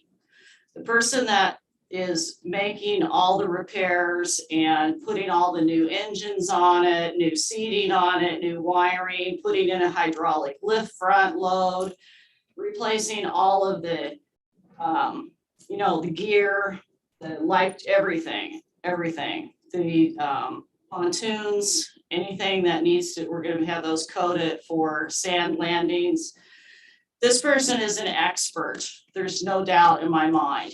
I did some research on the company. He does contracts for City of Chicago, all across the country, actually. He works with fire departments and police departments for their cities. So I don't have any reservations in just saying that this person knows what they're doing. And one of the criteria in this particular COI is that we have to stay a mile from shore. So we would not be taking this to the open water and sinking probably in a big ocean swell. This would not do that well. Yep. However, I wanted to let you know that we do already have the certificate of inspection. So that has happened. The other thing that has happened is that I'm just going to read you a little piece from his comment to me here. A quick update today is the safety officer in the Portland office for marine safety was told to give him a call back tomorrow, and we're going to have a brief confirmation and the transference of the COI. So he is already working with the Oregon Coast Guard to make sure that everything that he's doing as improvements on the boat will meet the requirements here locally. So the boat that we're buying already has a COI for here. Because we're not buying the boat that he is fixing up. We're buying a new, better, improved, remodeled, you know, what we're ordering boat with new seats and new everything. So one of the criteria that we wanted was that front loading hydraulic ramp, because we realized that the docks can be an issue, have been an issue. And we're kind of taking that out of the equation, honestly. This boat would be 99.9% of the time leaving from the city docks. It would be stored at the marina, but it would be leaving from these docks. It would not be leaving from Brad's docks. So parking would be on the waterfront, which we do when we have events. We typically open the waterfront up.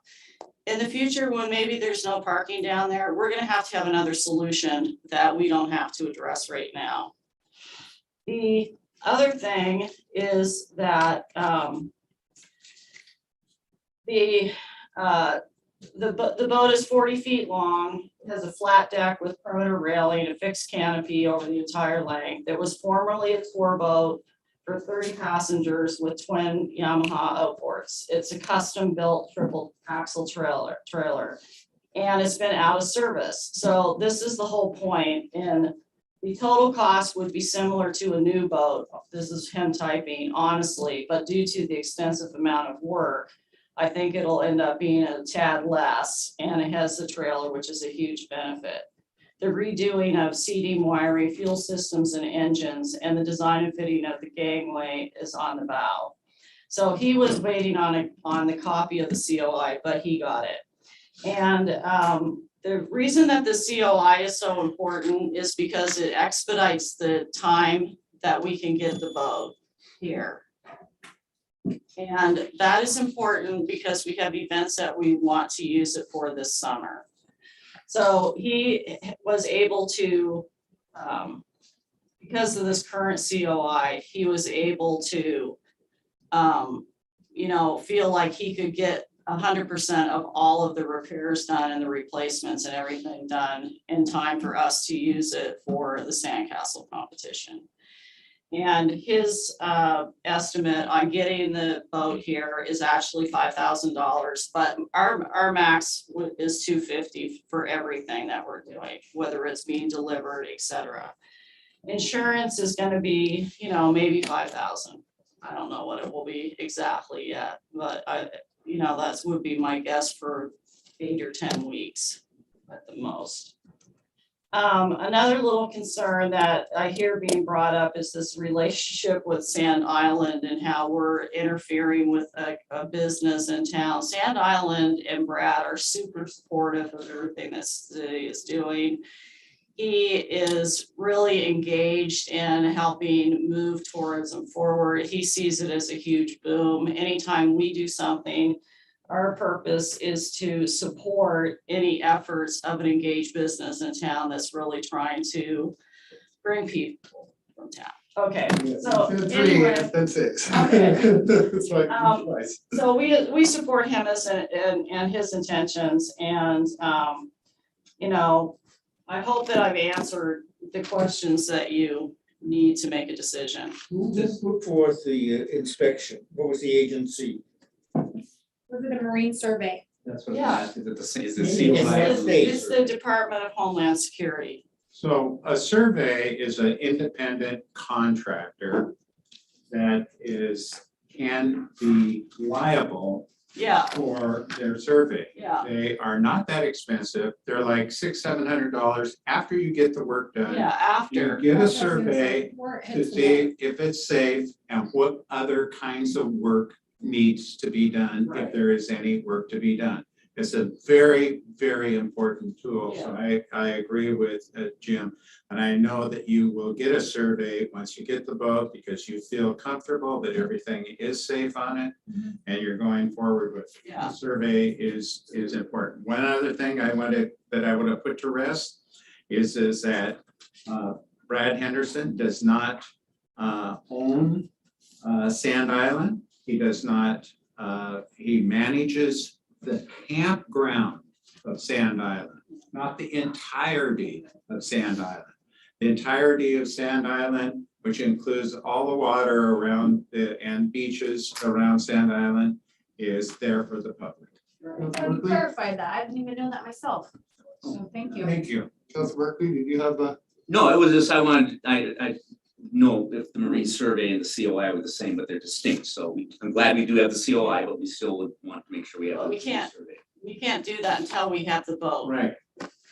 So, yeah. Thank you. Okay, other visitor comments? Yeah, I have one. Hold Steve on. Toski. Hey, Toski, I'm gonna let Brady go and you're next. I can't Thank see you. you, but, yep. Brady Brian, I just want to say you guys put the fun in this function. It seems to me from the very beginning, you should always ask Stephen the question rather than just make assumptions. Because clearly, she's a professional. She has been a professional. Again, she has a proven track record. She's not an idiot. You don't need to treat her like she doesn't know what she's doing. She has all this planned. as far as what certificates she needs, what the boat is doing, how to get it here, what the insurance is. This is not something that she didn't do without her own research. And it's like, you don't need to micromanage her. Let her do her job.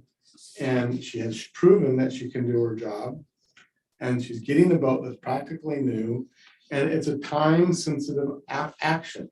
That's the whole point of this, that you're maybe not getting, is that there are events coming up. And if you don't approve this boat, it's not gonna happen and it won't be here on time. So it's time-sensitive. Let her do her job.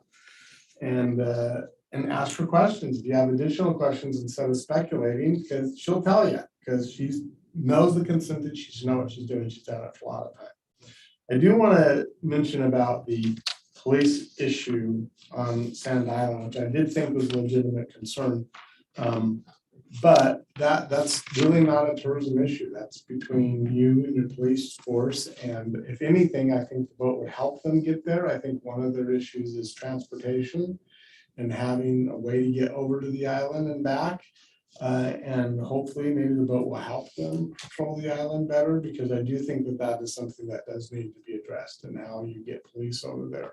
Hopefully it won't be issues in the future, but you do need, and I do think there was some misinformation from that gentleman that says that police wouldn't go there. I think they said they wouldn't go there routinely. They would only go there if there's an emergency. So they will service it if it's needed. I am concerned about, now switching topics, about the waterfront. I think that not having ownership of the land is a huge issue, and I'm glad that the decision that you made is to change that, because to me, that was the biggest thing, is that you would basically give away millions of dollars worth of property without having anything for the citizens here to own, and from a company that wants to own it all. And well, I mean, basically they get it for free for forever. For most of us, 99 years is forever. And I think that's a good plan, and we'll see what they come back with. I think he's going to tell you no, frankly, from what he was saying, that I think that you want that they're not their model. Maybe he's going to negotiate. My other big concern, though, is about the plan that we saw, that Tina touched on briefly, is parking. In all the plans that I see, you have no parking on the waterfront.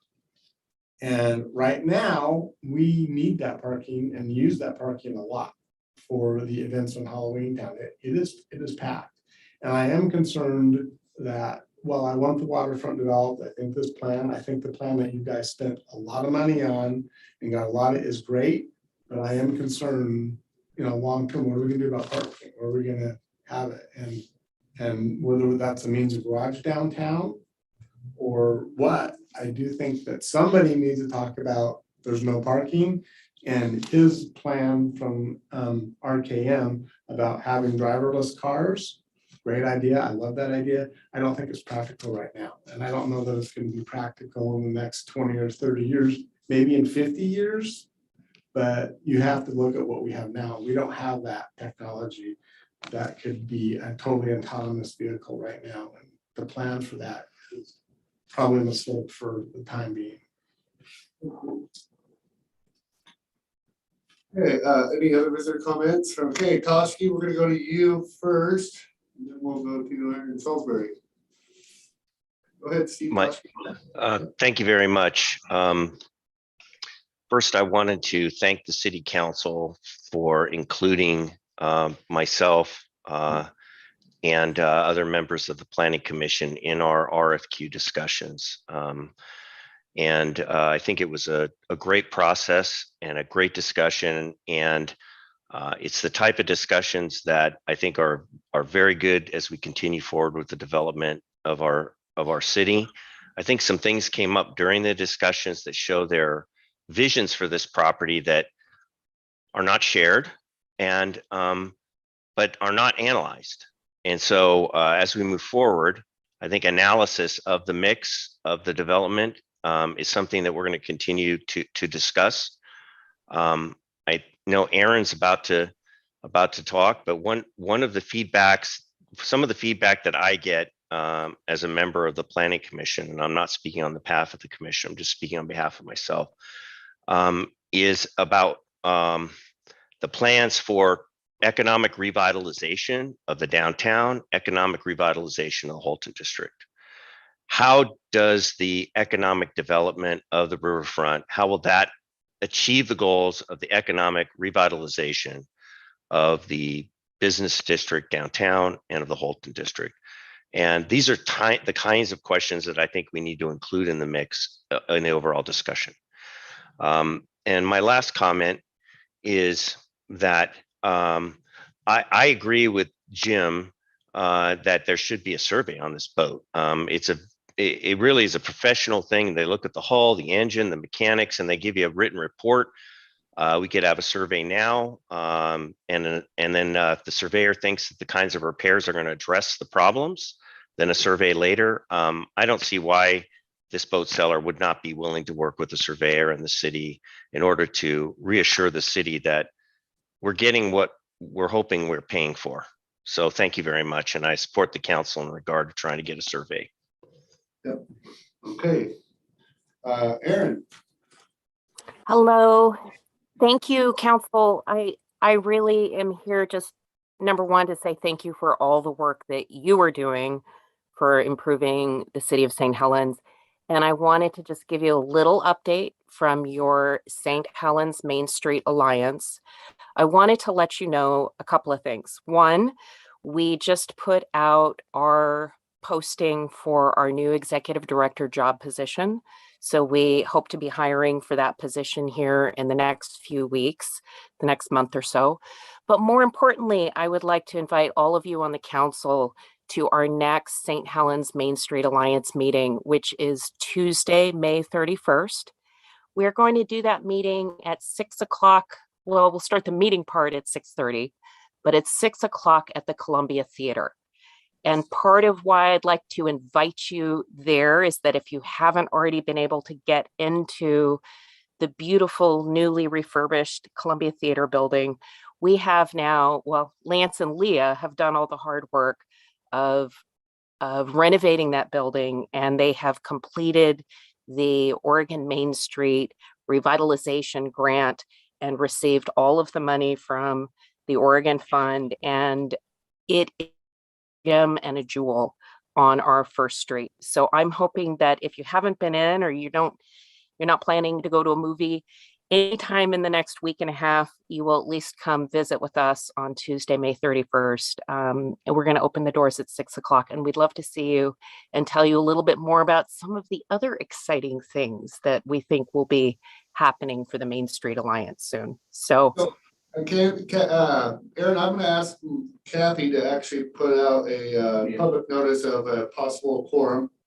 for that, because I think it is very vitally important that this council show up and look at the work from that money and check that out. So I think we all need a chance to pat ourselves on the back for the work that you guys do so much. And the city assisted in getting this grant. Shedco, when the Main Street Alliance was Shedco, Al Peterson, everybody had a hand in this. And as Leah so eloquently says about their building, this is really giving us a brand new old-fashioned theater to move into the next generation. So I would love to have you all there if you can.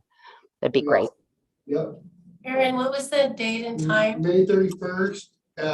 Did you say show up? Tuesday, 6.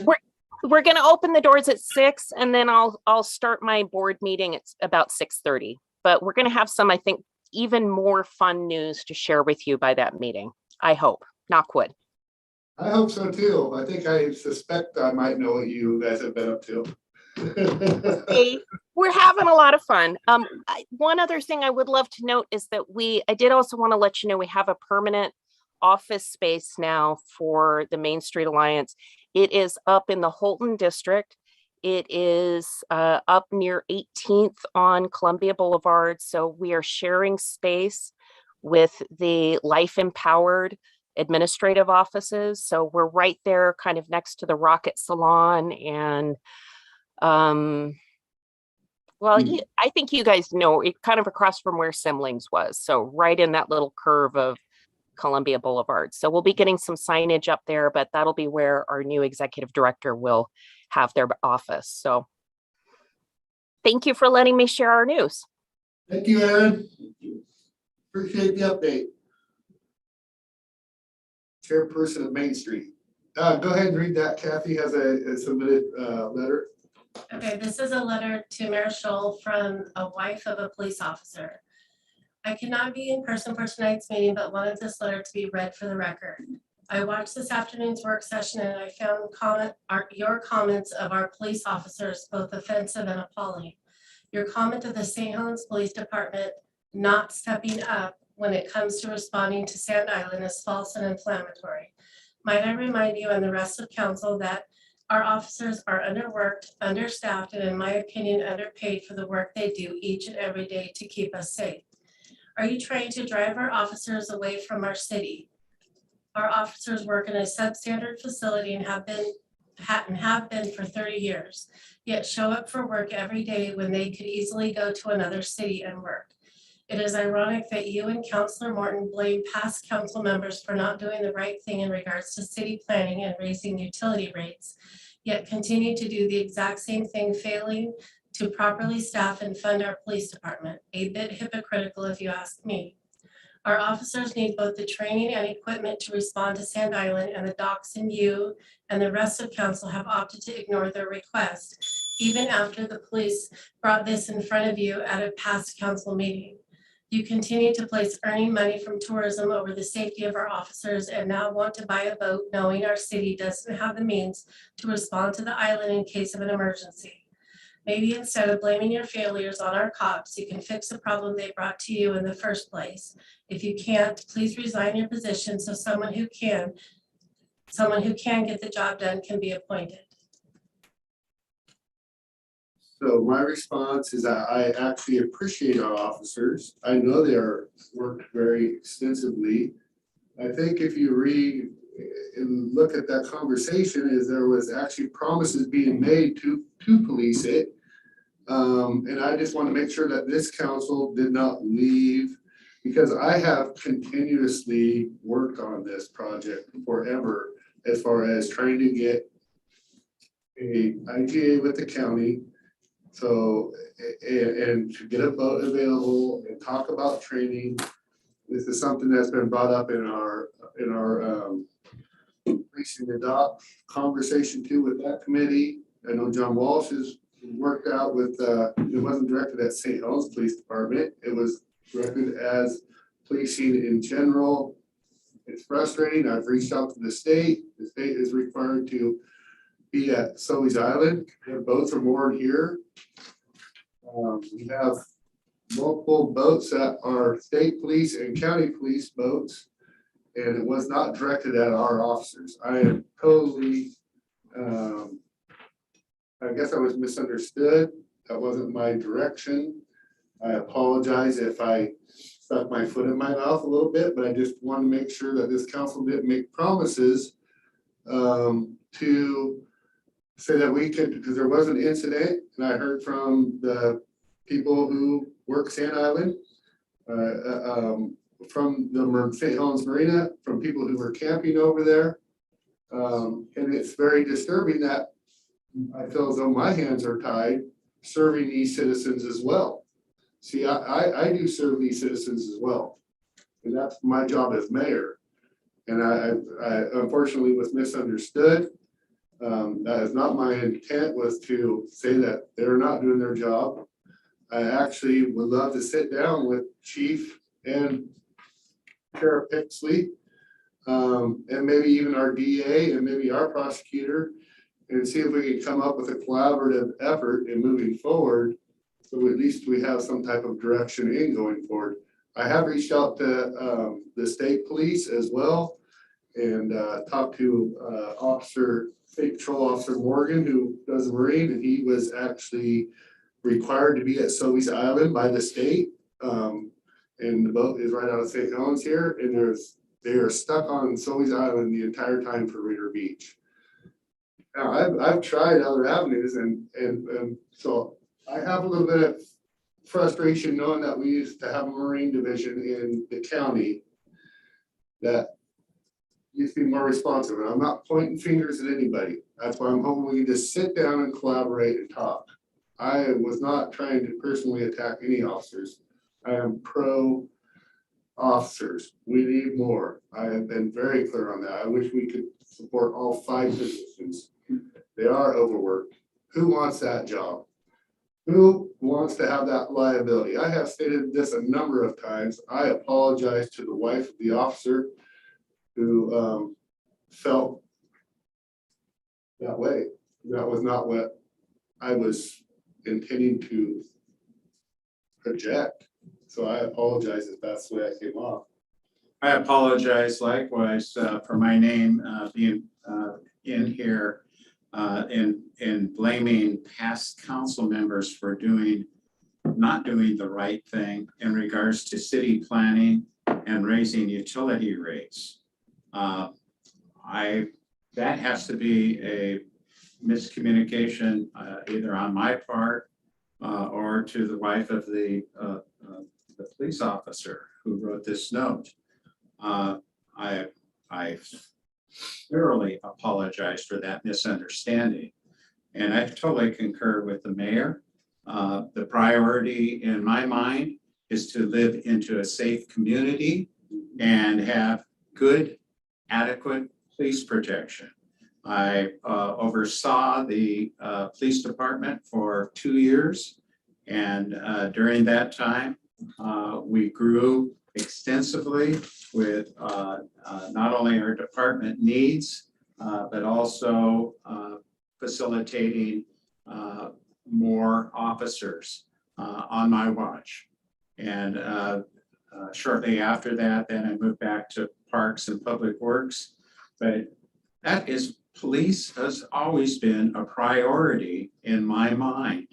And so I apologize for the miscommunication in any way and slighting the police department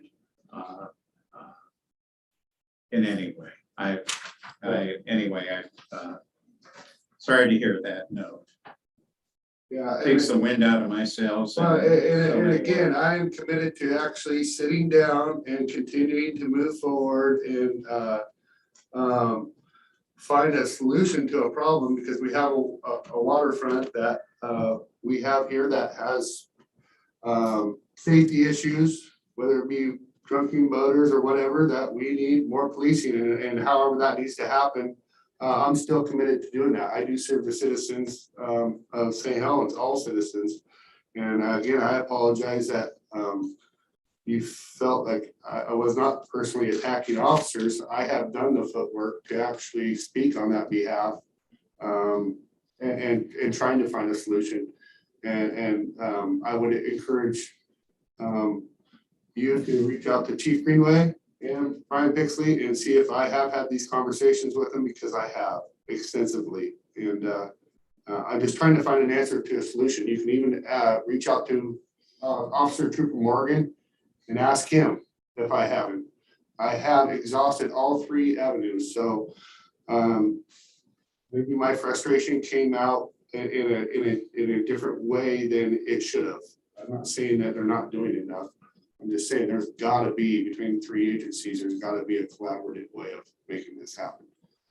So I'm trying to figure that's I have done that. a reference of time for this accusation so that I can figure. It was today's meeting.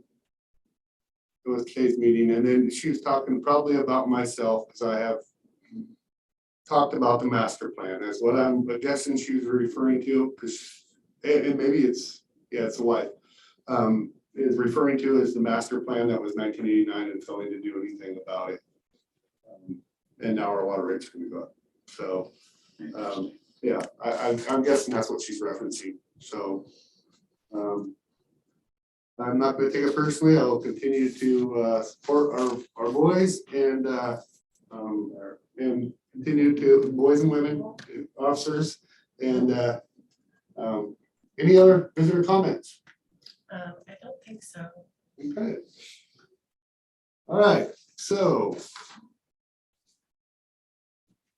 we're going to do our deliberations later. Want to do on the purchase of the boat. Let's go ahead and do that because we kind of. So we've had a public hearing about it. I think just pending the survey is what I heard, making that it checks out that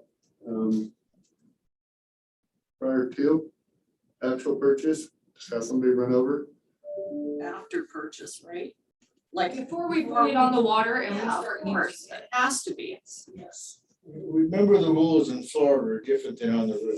That's why I think we should wait till it's here. We have it, we've seen it, and then we can do a survey on it and make sure it all checks out before we put it to use. The Coast Guard hull inspectors are good for all of that. Whether it's ocean going ships, I mean, and they've got Coast Guard hull inspectors in Florida. And then the insurance, that is planning to come out of tourism funds? Of course. Just wanted to clarify since that was brought up earlier. I think it's up to our tourism director to do what she needs to do and in the way she wants to do it. And they. So we're authorizing 200, you want to make a motion of authorizing 200? Sure. So there's a purchase and sale agreement or purchase agreement. Oh. That you can provide, it needs to be signed by the city, it's gonna be city property, right? It's gonna be operated by a contractor. So it is the city entering into agreement with this large works company. So how should we? Which is why we're not micromanaging. Make It's our a- due make a- diligence as something we're buying. Can you for say the- that and Yes. once again, and then I will put it into a motion. Okay. The motion would be to enter an agreement with Barge Works. I don't, you have it up, I don't have it in front of me, but.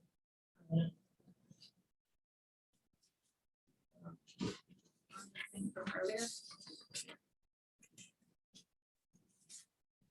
That's passenger boat for tourism purposes.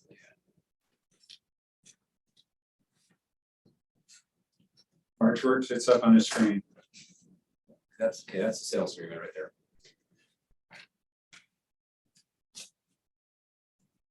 I move that the council moves into agreement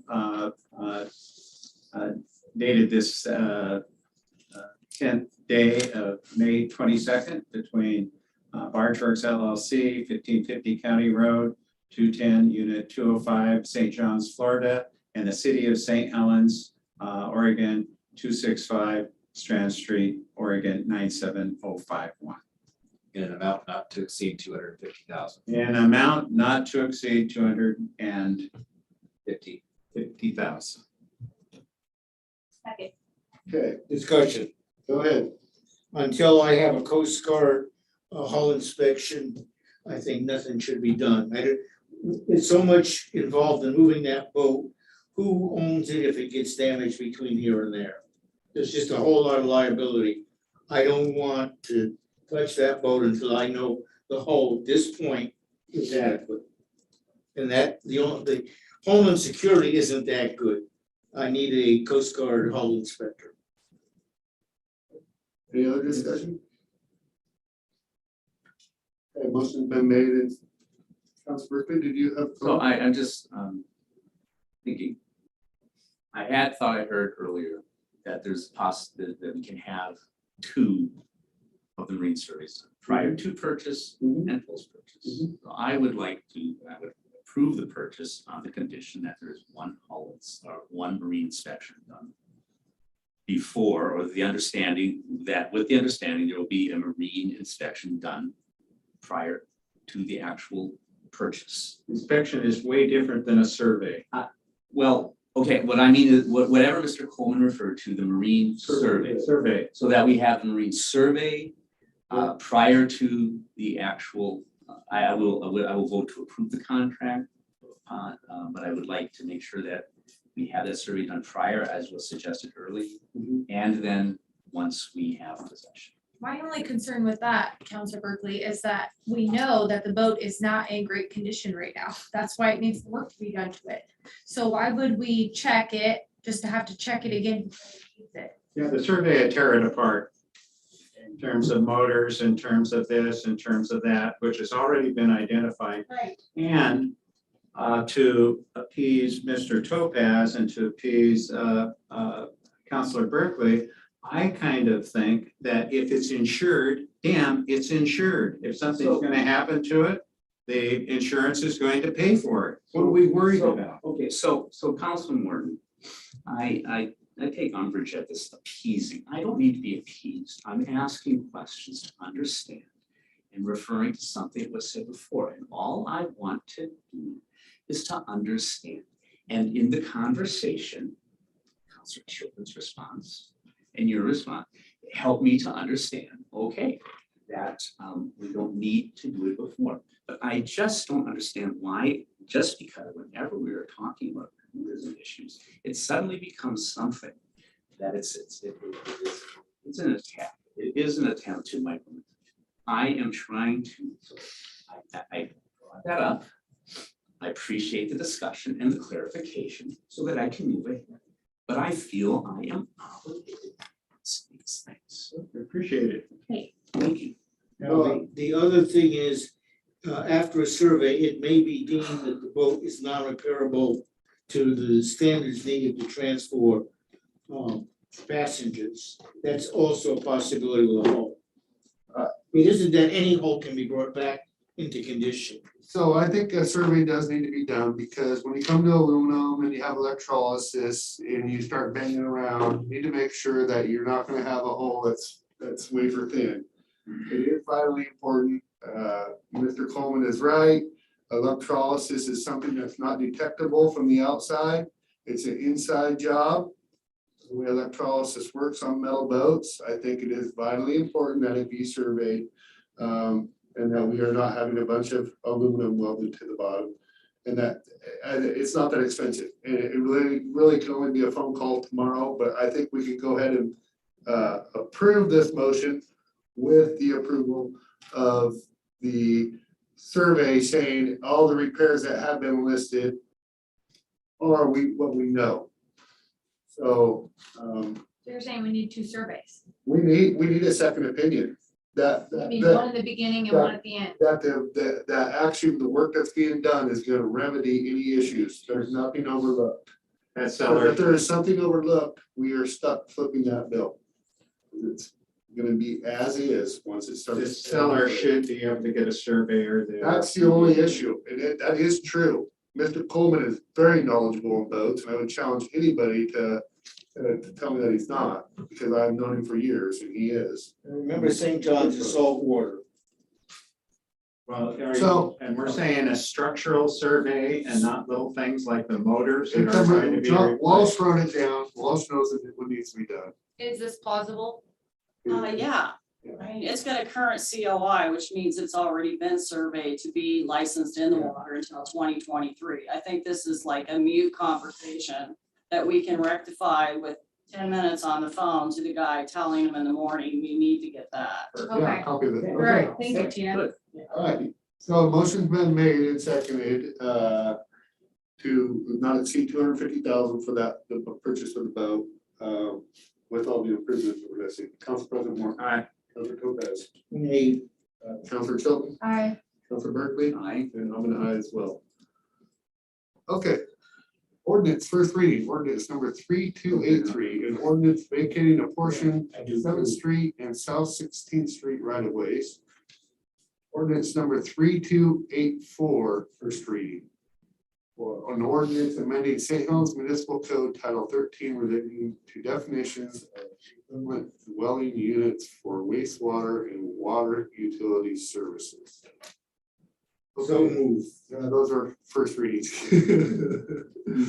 Resolution number 1954, a resolution adopting a universal fee schedule and superseding resolution 1937. I move we accept resolution number 1954 as read. Second. Okay, motion's been made and seconded to approve resolution 1954. Very outdated fee schedule that's been updated, and will be fine-tuned a little bit more. We'll come back and see us later, but Council President Morton. Aye. Councilor Topaz. Aye. Councilor Chilton. Yes. Councilor Berkeley, Yes. and I'm an aye as well. Okay, resolution 1955, a resolution authorizing designated agent for the application to the State of Oregon Office of Emergency Management for the purpose of obtaining financial assistance through the Hazard Mitigation Grant Program. I move that we adopt resolution number 1955. Second. Okay, motion's been made and seconded to approve resolution 1955. Aye. Councilor Topaz, Aye. Councilor Chilton, Aye. Councilor Berkeley, Aye. and I'm an aye as well. Appointment to city boards and commissions, appoint Scott Jacobson to the Park and Recreation Commission. Second. And- I move. and all of them. You move or you second? What are you doing over And there? appoint Russ Lowe to planning commission. move. So I'll move and you can second. Okay. That'll be a point. Please vote. Scott Jacobson to Parks and Recreation Commission, and Russ Lowe to the Planning Commission. Second. Okay. Okay, motion's been made to appoint Scott and Russ, Scott to the Parks and Rec and Russ to the Planning Commission. Council President Morton. Yeah, I have some comments to make about that appointment and Mr. Jacobson survived actually two. Yeah.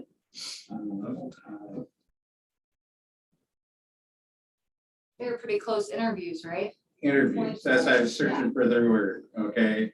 Two interviews for the vote of the Parks Commission, and it was close, extremely close. We had two very fine applicants, and I strongly support the Parks Commission's recommendation.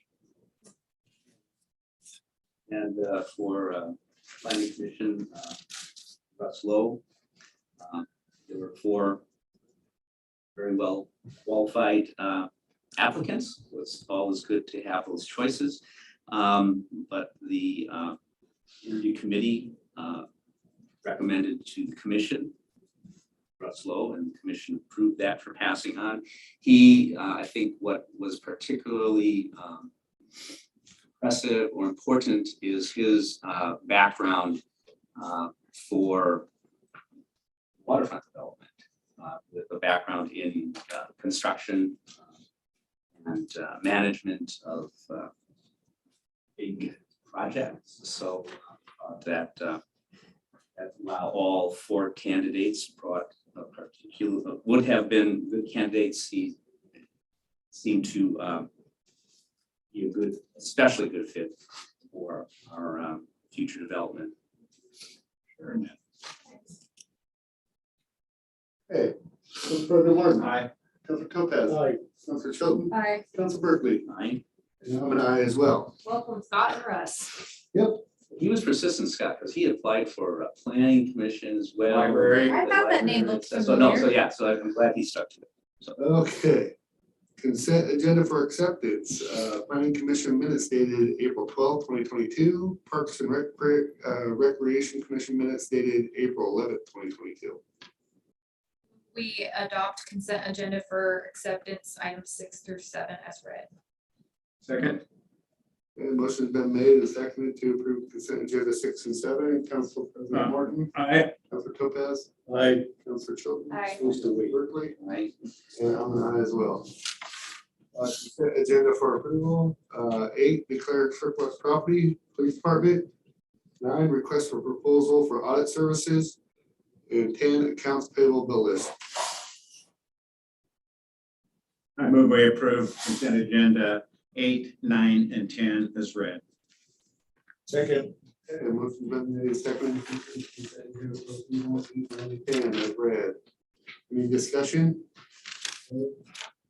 President Morton, Aye. Councilor Topaz, Aye. Councilor Chilton, Aye. Councilor Berkeley. Aye. And I'm an aye as well. Okay, what did we have? We had 1 or 2 things, 3 things. I know that. And let's go ahead and run down the list. The first one is a bench donation from Jerry Allen to be placed at McCormick. I think we deliberated on this and we all knew there was a standard they had to meet. And so we'll call for order. Call for the vote. Council President Ward? Yes. Aye. Council Shelton? Aye. Council Berkeley? Aye. And I'm an aye as well. We need to make a motion. No, just a head nod. We're Okay. making a decision.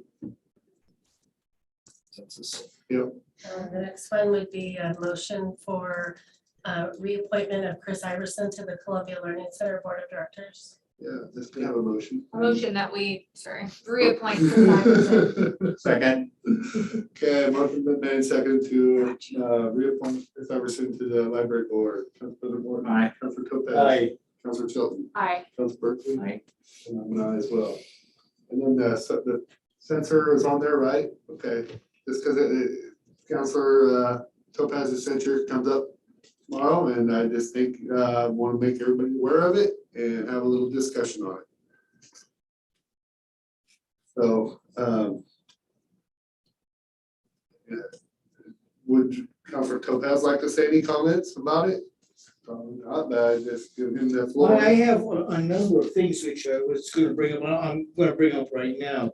And this comes from the Oregon Government Ethics Commission. And this is a new one, and it's got the background of Pierce and the other. Case number 22-027 XSM, date April 8, 2022. Respondent, Topaz Stevens, City Council Member, City of St. Helens. Complainant, Topaz Stevens, City Councilor, City of St. Helens. Recommended action, move to investigate possible violations of ORS 192.660. Preliminary review. This whole thing takes 17 pages. I'm only going to read 1.5. Oregon Ethics Commission received a self-reported complaint from Stephen Topaz on February 8th, 2022, alleging that the members of the City Council from the City of St. Helens have violated the executive sessions provisions of the Oregon Public Meetings Law by participating in an executive session when the board discussed topics that do not correspond to the statutory authority cited. Receipt of the complaint was acknowledged in a letter. Are you taking your report right now? Because I'm asking, we're talking about a censure. I'm not talking. Yeah, well, no, the next paragraph goes to the censorship. That's why I'm reading this. This is an ethics complaint that you No, filed. no, yeah, but they just. And you filed against us, and I'm No, hearing. no, just listen, please. Yeah. Receipt of the complaint was acknowledged in a letter to Stephen Topaz. The commission invited Mr. Topaz to provide any information that would assist the commission in conducting its preliminary review. This is what's important now. Background. In 2019, complainant Stephen Topaz filed a complaint against himself and other members of the St. Helens City Council, case 19-188 XSM. The investigation in the case indicated the City Council violated ORS 192.6662 by discussing matters in an executive session that was not authorized and exceeded the scope permitted under statutory provisions cited. Okay, I'll stop right there. Why was that so important? This was Oh, no. the accusation against the council. No, interesting enough, it's not. It's my. But the ethics people did not write No, that, no. you did. No, the second part, the 2019 complaint, Topaz filed a complaint against himself and the other members. But you wrote that. No, they wrote that. This is the ethics board wrote They that. did write it. I'm having a concern with Okay, how the this point is is, related to your. one of the points that was made in my censorship is I threw the council under the table by filing this ethics board, this ethics complaint in 2019. That And it was says actually not directly. brought up. That was not brought up. Your Yes, it It was. absolutely was not, because you didn't even attend the meeting. You were offered to attend the meeting and you didn't. Well, then, You failed to attend the meeting. We, all four of us did attend the meeting with Peter Hicks and our attorney. We asked you to bring yourself with your attorney to hear the allegations. You failed to even show up. And Well, we that's gave because you- I just got out of the hospital. We gave you multiple And you chances. knew that I just We- got out of the hospital. Governor Topaz, you're not. But gonna no spend problem. We're done. this, You know. No, okay, no, I'm gonna change Saying subject. half truths and trying to make the public seem like you're smarter and better than everybody else. It's not gonna work up here when you have 4 people who have sat in on the censorship. Now, I asked you if you would like to make a comment. This is I- what came from them. Council Topaz, can you keep it relevant to I your did. censorship? I did, because That you there did were, not attend, and I want to know. okay, then if I didn't The attend, allegations that were made. I don't know what the had merit, allegations had were made. merit, They were actually investigated, they had merit. It was unanimous, sustained by a very reputable private investigator, followed up by interviews with all of us, including yourself, which you failed to participate in.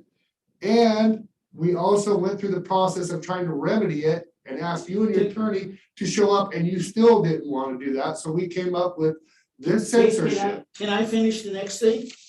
It says in here, if you would read the whole thing, that our attorney was present in downtown Portland. And our attorney should have stopped I us. know, he's trying to reference a ball foster, which you two were not even part of. Okay, Okay. may I finish? No, because this doesn't have to do with the censorship. No, it isn't. You're not listening, my good man. Okay. Can I Somebody finish? else try to listen, because I can't Okay. hear him, how this is relevant to his censorship. Can I finish? In the Please allow executive meeting somebody that to was held in Portland, our attorney was there and did not stop the executive meeting. What I'm telling you is our attorney did not do his legal duty as required. Because he was present in the meeting in downtown Portland. The meeting we just had, I raised the question and so did Doug Morton, and our attorney says it was okay. And the ethics board has very grave doubts. What I'm saying is our attorney in the investigation was probably not competent, legally competent. So but we're not. Well, how does this have to do the with your Censorship censorship? is not just about the investigation. You continued to harass staff and you. Well, did- nobody ever, Hold you on, needed it. you did address the allegations. Do you remember when you tried to clear the air about the nickname that was used for one of the bluffs in town? You have addressed the allegations, so don't say that you haven't had a chance. to address- What name did I use for a bluff? It is an inappropriate racist. No, it was not a bluff. It was a historic thing having to do with sewer Do you see what I'm systems. saying though? You addressed allegations, so don't say you never got a chance to address. That was allegations. after You the- have many times. That was after the investigation.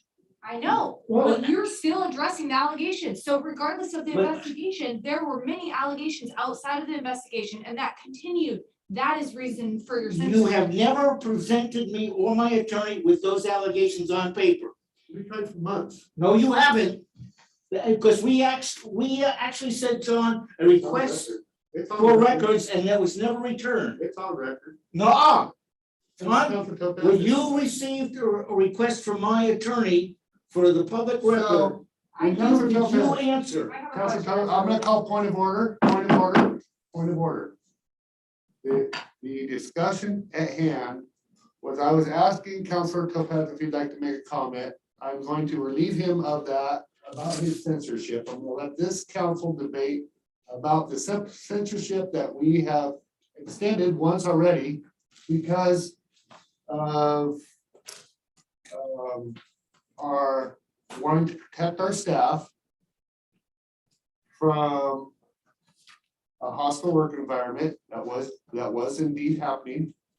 It was sustained. There was plenty of, not just one, not two, multiple, and they were sustained in the investigation. And Councilor Topaz had every opportunity to participate for a matter of months on end. Moya And I Soul will- is a and worker I will- that I and work I with will- here. Ask them. Time out. Ask them. You're interrupting me.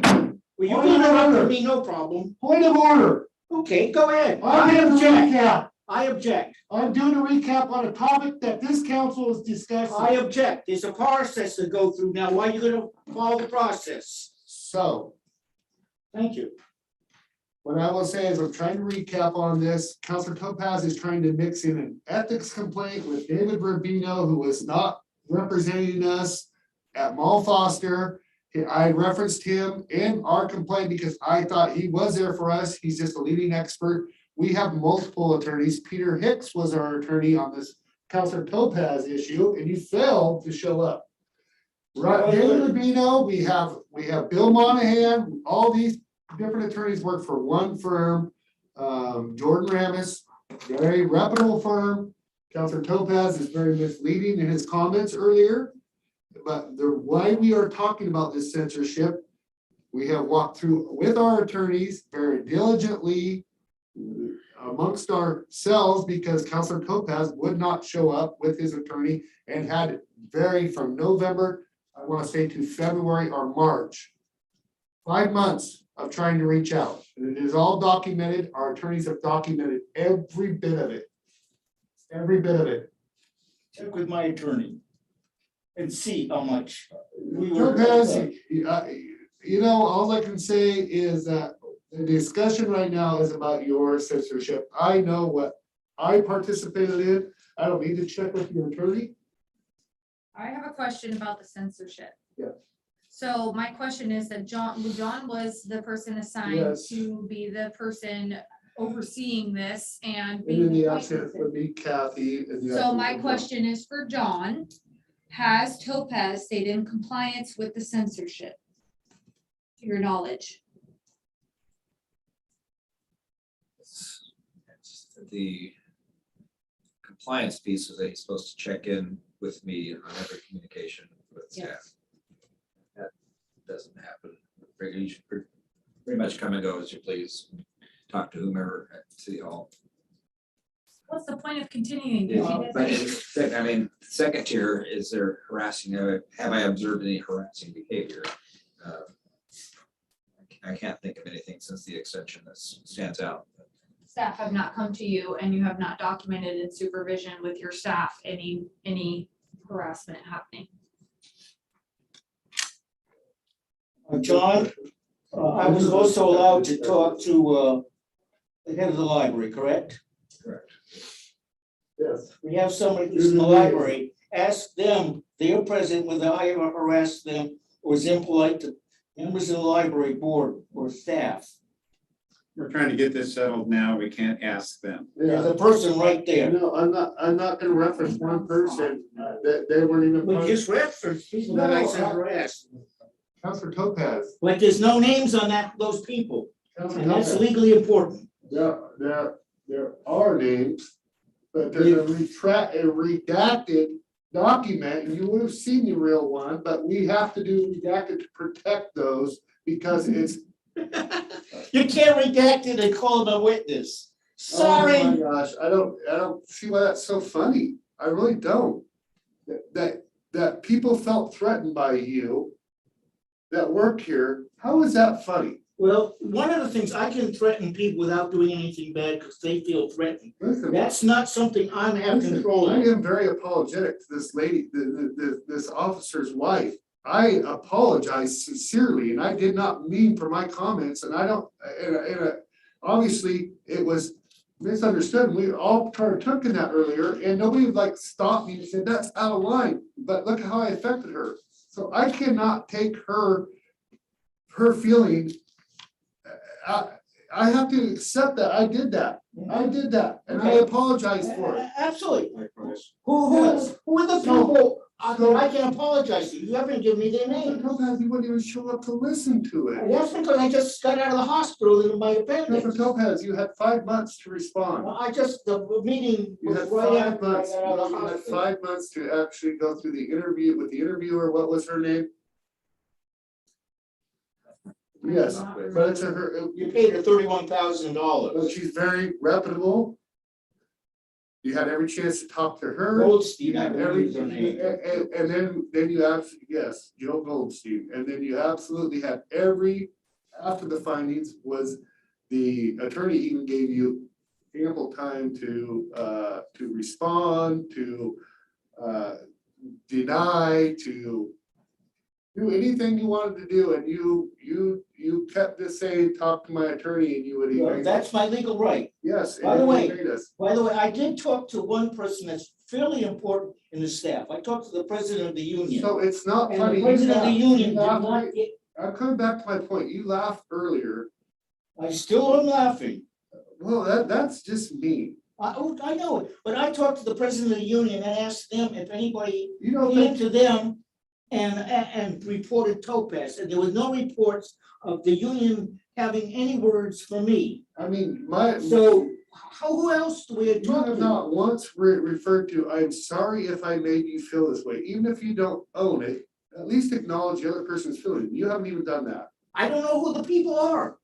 Can I go up to a person on the street, I said, I hurt your feelings, and they're not the people I'm talking to? My question is, what is the point of continuing with the censorship if he's not gonna follow it? Because failing to do nothing is not okay. I know, but we are doing nothing by continuing a censorship where he continues. I to mean, do- I'm sitting here reading this, and maybe instead of blaming your failures on cops, why don't you fix the problem you made in the first place? If you can't, please resign.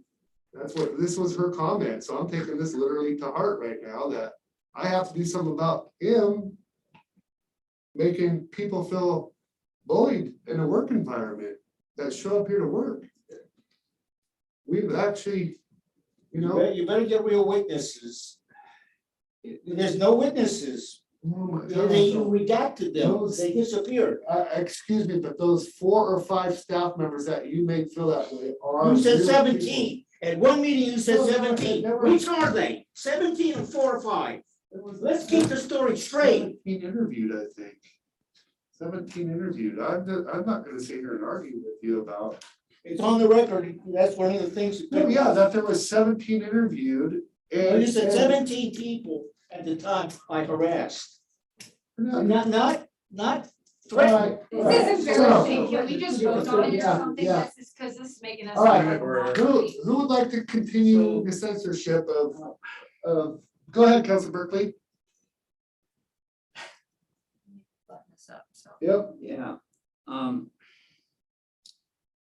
I'm really conflicted. I understand what Councilor Chilton is saying. I was all somewhat with that. If we have a censorship, we have stated that, but if we're not enforcing it, then what is the point of, we've already made the censure.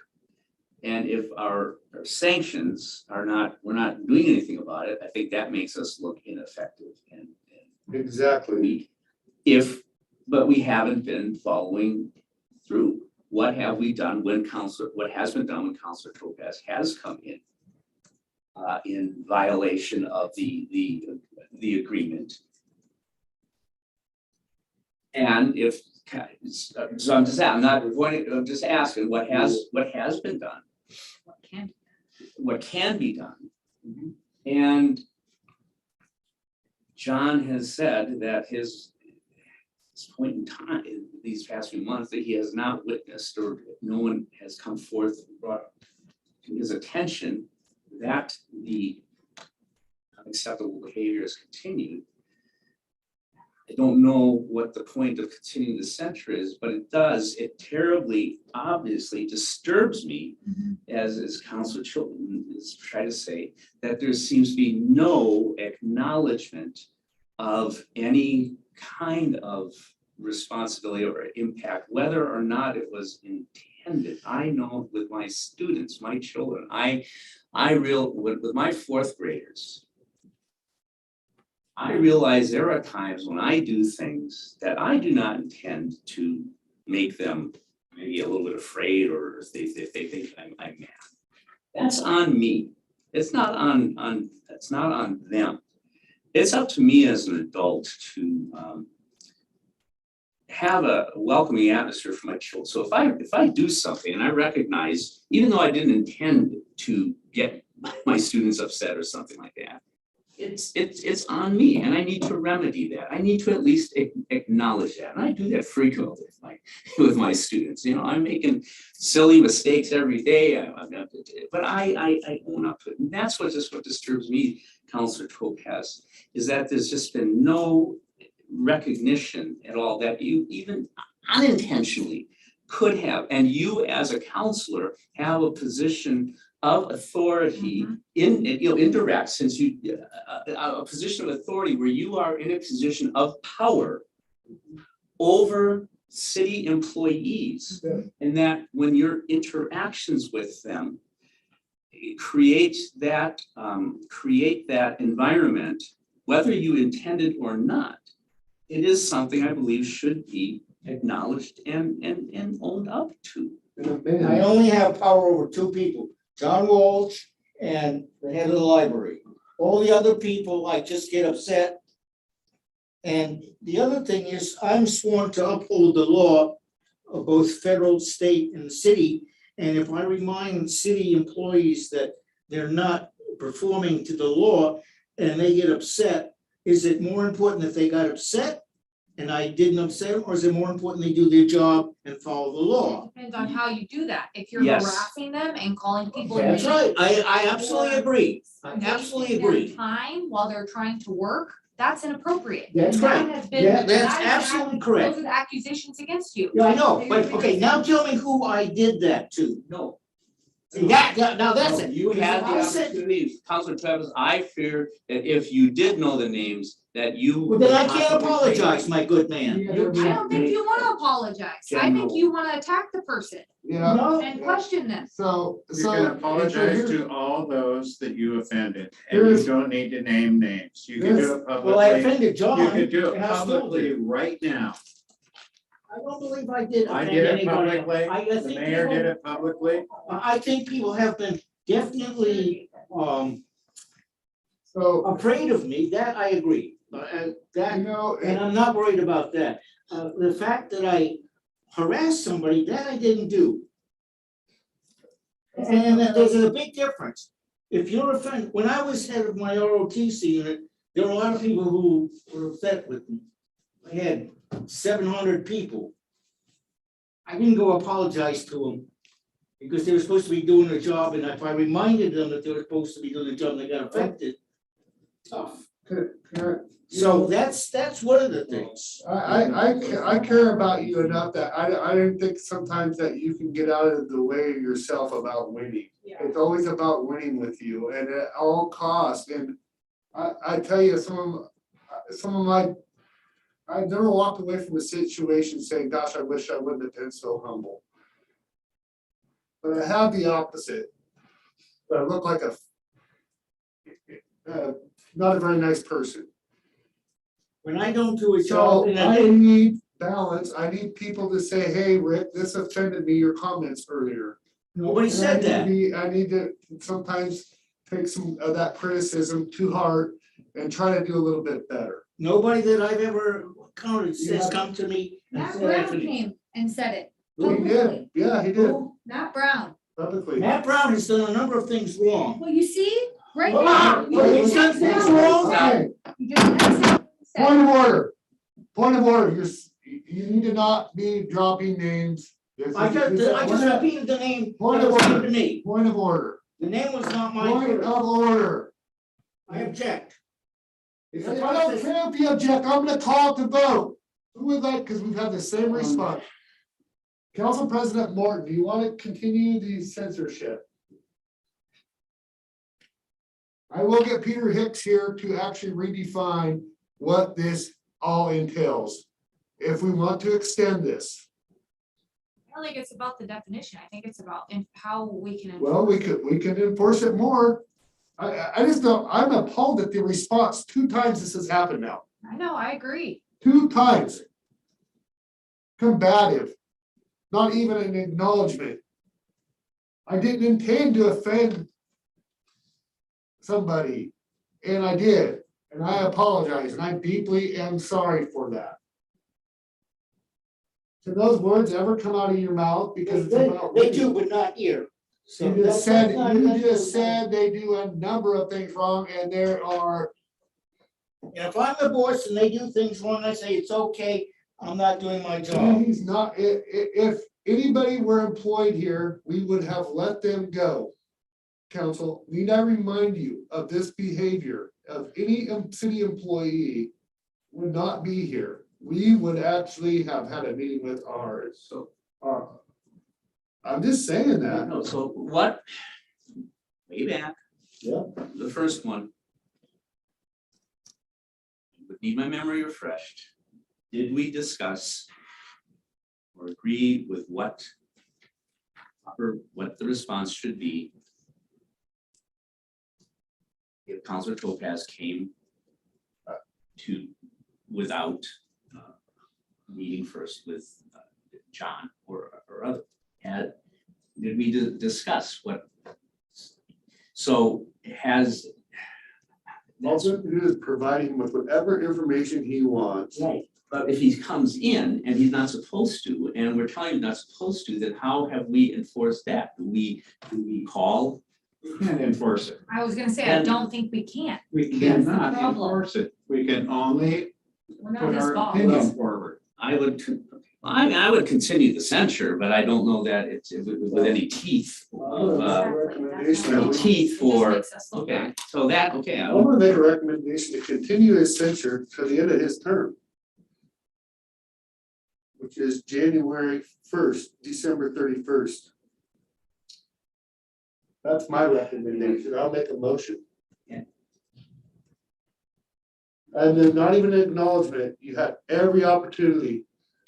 If I'm not guilty of anything, I don't need to apologize. Bring our attorney in. If you have any questions and you disagree with it, you want to revisit it, you want to bring your attorney in on it? We can. Go for it. We can.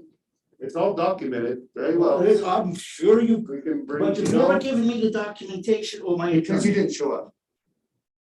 Not a requirement in court. We can actually, so does anybody want to second my Motion on the recommendation? table, I'll second it, so that I can, so that we can have some kind of discussion or some kind of reference of why we're voting one way or the other. Yep. Okay, so, All in favor? Council President Morton. Calling for the vote. Aye. I abstain. Okay, Councilor Chilton, Nay. okay, Councilor Berkeley.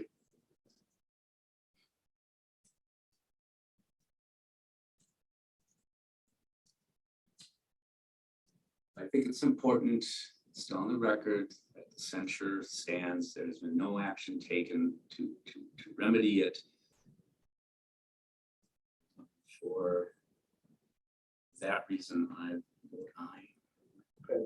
And I will vote aye as well to extend the, because of the fact that I get where Councilor Chilton, that you actually inherited part of this and it's frustrating, the censorship, but I will offer again, Mr. Peter Hicks to come visit us if Councilor Topaz would like to sit down with his attorney and revisit this.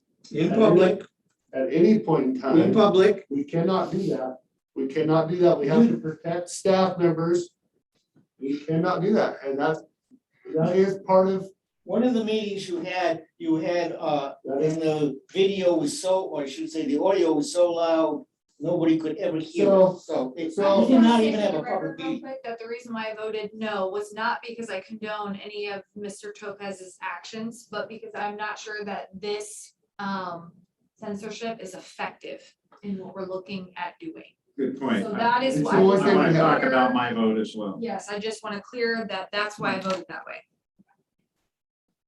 If Councilor Topaz would have publicly apologized, which would have been very easy, I think the issue was that will he go forward in harassing staff? And Mr. Walsh said he has not seen or heard anything. That's the issue. And so I would have said, no, there's no point to continue because it seems to me that it has come to rest with Mr. Topaz in doing that kind of behavior. But since he didn't acknowledge what he had done and apologized for that perception or that kind of activity that he had done, then I had to go along with Mayor Scholl's motion. I hope that makes sense. It kind of does, yeah. Yeah, if you. I disagree with some of it, but I agree with some of it too, so it's half and half. We just wanted an acknowledgement. We're not trying to like be this whatever authority. We want to be a cohesive team. And I need constructive criticism from you. I have, to keep the balance in myself because my head sometimes does this. Or I just talk off the side of my neck, like happened earlier. I wasn't completely thinking it all the way through and just right out the side of my neck. That's an acknowledgement from our peers. Okay, acknowledgement of harassment or intimidation, two different things. Even just an acknowledgement would have been fine. No. There's a very big difference in what intimidation means and harassment. Okay, so Councilor Topaz, I'm gonna go ahead and the motion did pass to keep it, and we're gonna go ahead and go on to. Can I finish? I have one more work session item, and then, and you're gonna get a council report here in just a minute. And I want to, okay. You're after that. Kathy, what's the last one?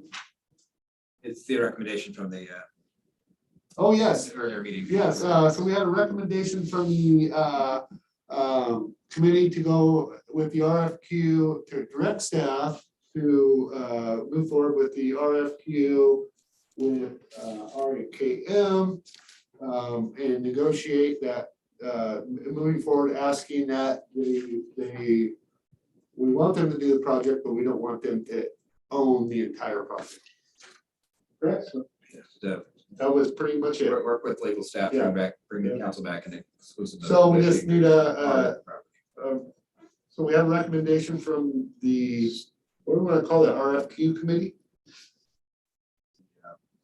Waterfront Development Advisory. Yeah, okay. So I move that we accept the recommendation of the Riverfront.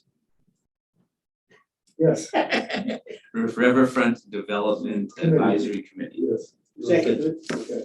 All right, so Council President, any discussion? We had pretty good deliberation. Council President Morton. Aye. Councilor Chilton. Aye. Councilor Berkeley. Aye. And I'm an aye as well. Okay, so now we're gonna move on to council reports. Council President Morton. I have a request from the commission from Commissioner Brandon Sundin. And he suggests that, I'll read this. He says, I plan on doing some cleanup around the Veterans Memorial in McCormick Park this coming Saturday at 9 a.m. Lynn Pettit and myself have already spent some time there this week. So if a few of us show up, I don't think it will take very long. Mainly basic weeding, but some trimming tools and maybe a leaf blower, weed eater would be helpful.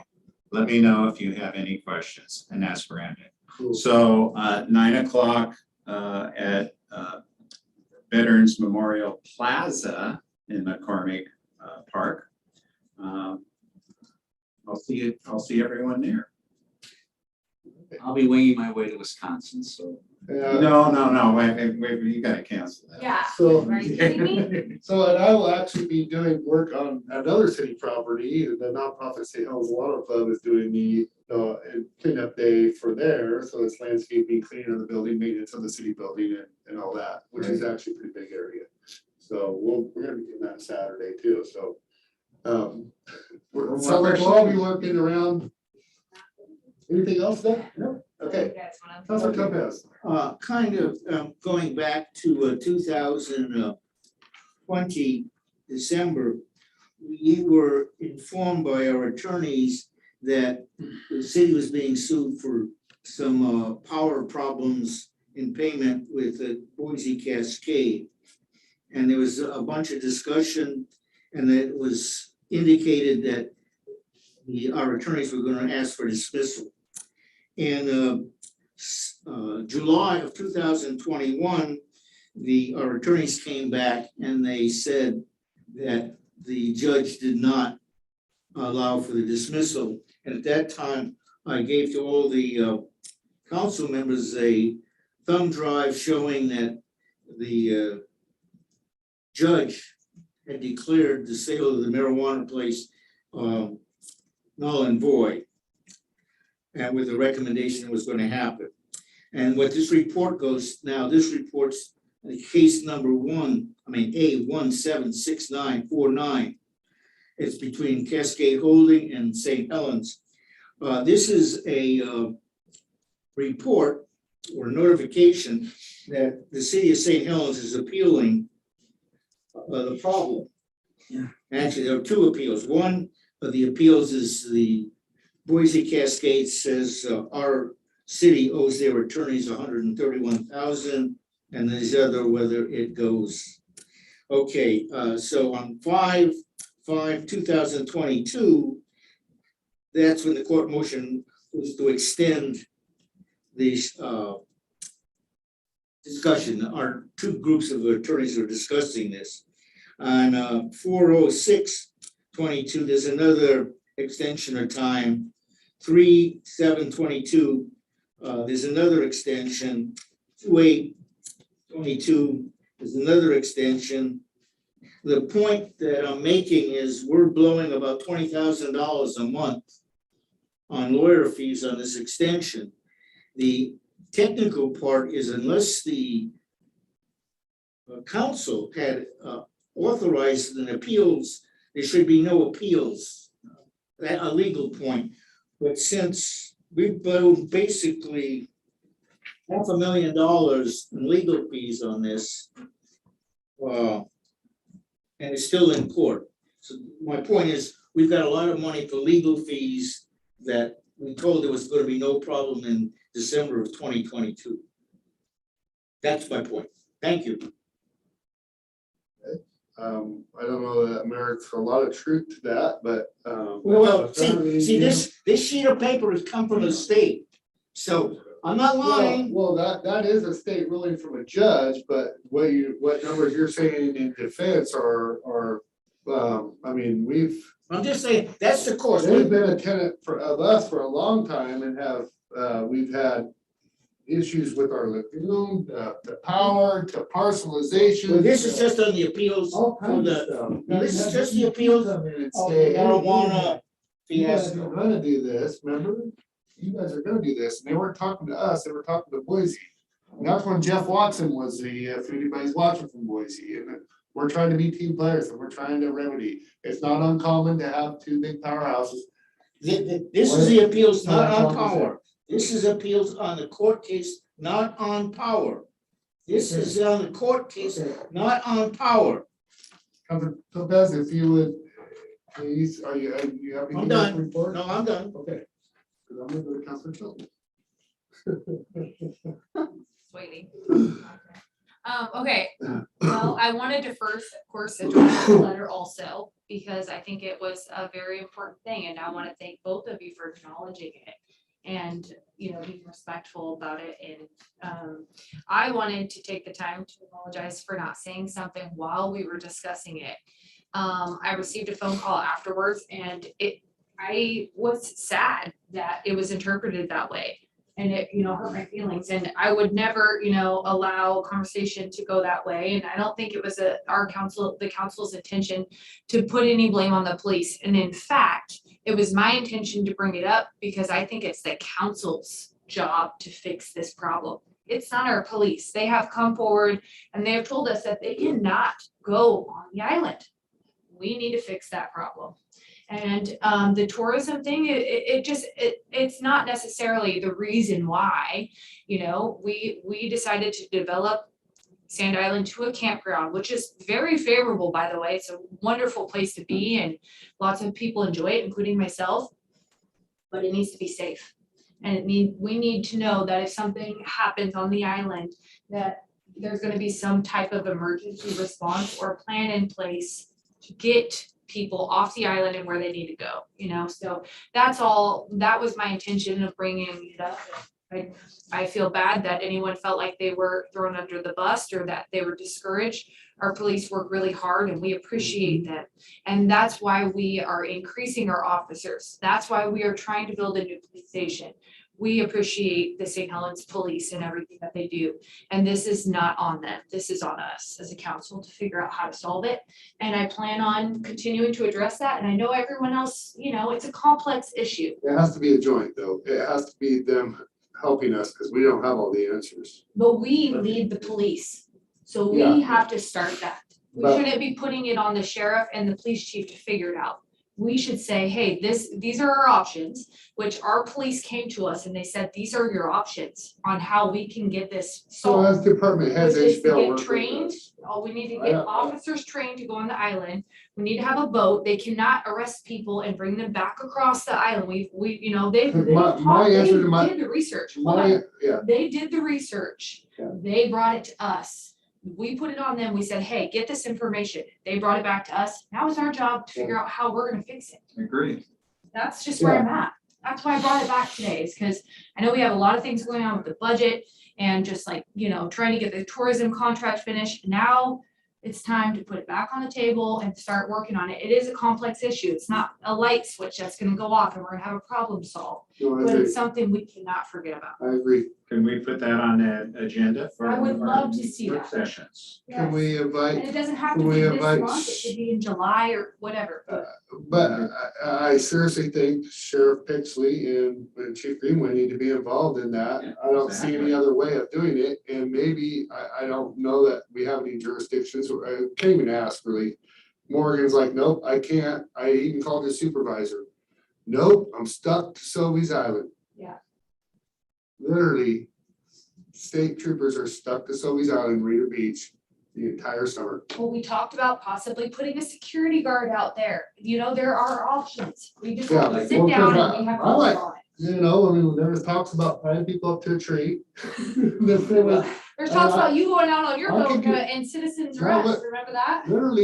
Literally, that's the way we used to police these waters. And And I it's just not wanna bring it up legal, again and let's talk about and it. it's not legal. So, Can we put that on the agenda? Does the council agree with this? I have it on there from earlier. thank you, Kathy. I appreciate that. Thank you, Kathy. Kathy, in the budget, did we have a special line item for marine officer? Because that's extra training. No, it wasn't a whole lot to get them. We did, so in talking with Chief, there was another certification in Dustin King that we could actually do that is not quite as extensive, which meets qualifications. So, but I have to have, even though it's our problem, we have to have insight from those and try to come up with a remedy. And, I think there is, I don't want to cut you off your report. Is there anything else you got going? I just wanted to finish off my report with saying that I was invited to sit on the interview panel for hiring of the new police officers in June. So I'm excited to see how that goes. I talked to Lieutenant Hogue and they have 14 applicants. So I am just really thankful that we're moving forward with that. And I know the citizens are thankful. And I'm excited to see, what it's like to hire a police officer and, it's a grueling job. So how does that work? So I'm very excited about that. I'll keep you guys posted on that. And then my last thing was that my weekend plans are, I'm doing a charity golf tournament for the Moose Lodge this weekend at Crooked River. So wish me good luck at golfing. Hey. It'll be nice weather too. Yeah, you guys will be working and I'll be golfing. But okay, that's it. That's all I have. Council Berkeley. Really nothing to report, except I'm anxious to get home and find out about safety or the traffic training that my wife went through to be as part of the CERT team. So I feel a little left out because we've done this whole thing together and now she knows more and is more qualified than I am, but she's always been known more and is more qualified than I am in many things. So no, I don't really have anything else to. So again, I just want to apologize to the wife because I don't even see a name on here and it doesn't matter. I want to apologize for my behavior earlier. We have been committed to getting 2 more officers in the budget. We have given raises. We are building a police department. We did raises across the board to help with lateral positions coming in. I know that I can only speak for what I think my relationship is with our officers, that they know I have respect for them and what they do. And definitely appreciate their efforts and wish we could pay more, but that's where the budget falls. And so again, I just apologize for that.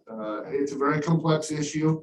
I have been working on this since somebody showed up about somebody stabbing a screwdriver into the ground over at Sand Island at least 3 years ago, when there was nothing going on over there. And the guy was there with his wife and his kids, who had a concealed carry, and the person was literally stabbing the screwdriver into the ground, and he warned this person that I have my concealed carry, and if you come any closer, I will be forced to use it. That was very concerning to me. And that was quite some time ago, and I've tried to remedy the issue, and I'm hoping that it's gonna take a collaborated effort. It's gonna take, I'm being humble, and I'm hoping everybody will be humble in the process, and we can hear each other, that we can all hear each other. Because I know there's been some issues, there's just been some issues with policing in general in our area, a lot of controversy, and the DA reached out to me about it. Actually have his card here, Jeff Oggier. Just reelected. Yeah, just reelected, and just wanted to sit down and see if we can get everybody on the same table. So I think it's vitally important for our whole area. St. Helens community does take policing very important. We are the only 24-hour service. We spend a lot of money on it. I don't want to go too deep into that because I'll probably talk sideways on my neck again. I'm trying to apologize. All right, so I did have some other things to report. Oh, so if our mayor contestants, I was able to go to the school, the Christian school, and present Rosie Parsons with her first place. I was able to go out to the Arthur Academy and give Ellie Luke her first place, and then Ryan Stram came here for his second place, and it was every last one of them did not suspect it. It was a total surprise. It was so awesome, you guys. And you should. It was just wonderful. So I'm looking forward to, actually they're invited to come to the mayor conference, and I will be presenting their awards in front of the other mayors down there in Newport on August 13th. So congratulations to them. $150 from us. They won 500 at the state level, and they get the 2 first place winners going to have their family overnight Saturday night, and then or Friday night, right? Friday night it will be, or is it Saturday night? Sure, which night? Yeah, it's one of those 2 nights. Well, we'll have a lunch first, so they get a night stay though with their family, paid by the Mayor's Nice. Association. So, yeah. Very exciting. There was something else that I had on my mind and I got sidetracked, so I guess that's what we got for tonight. And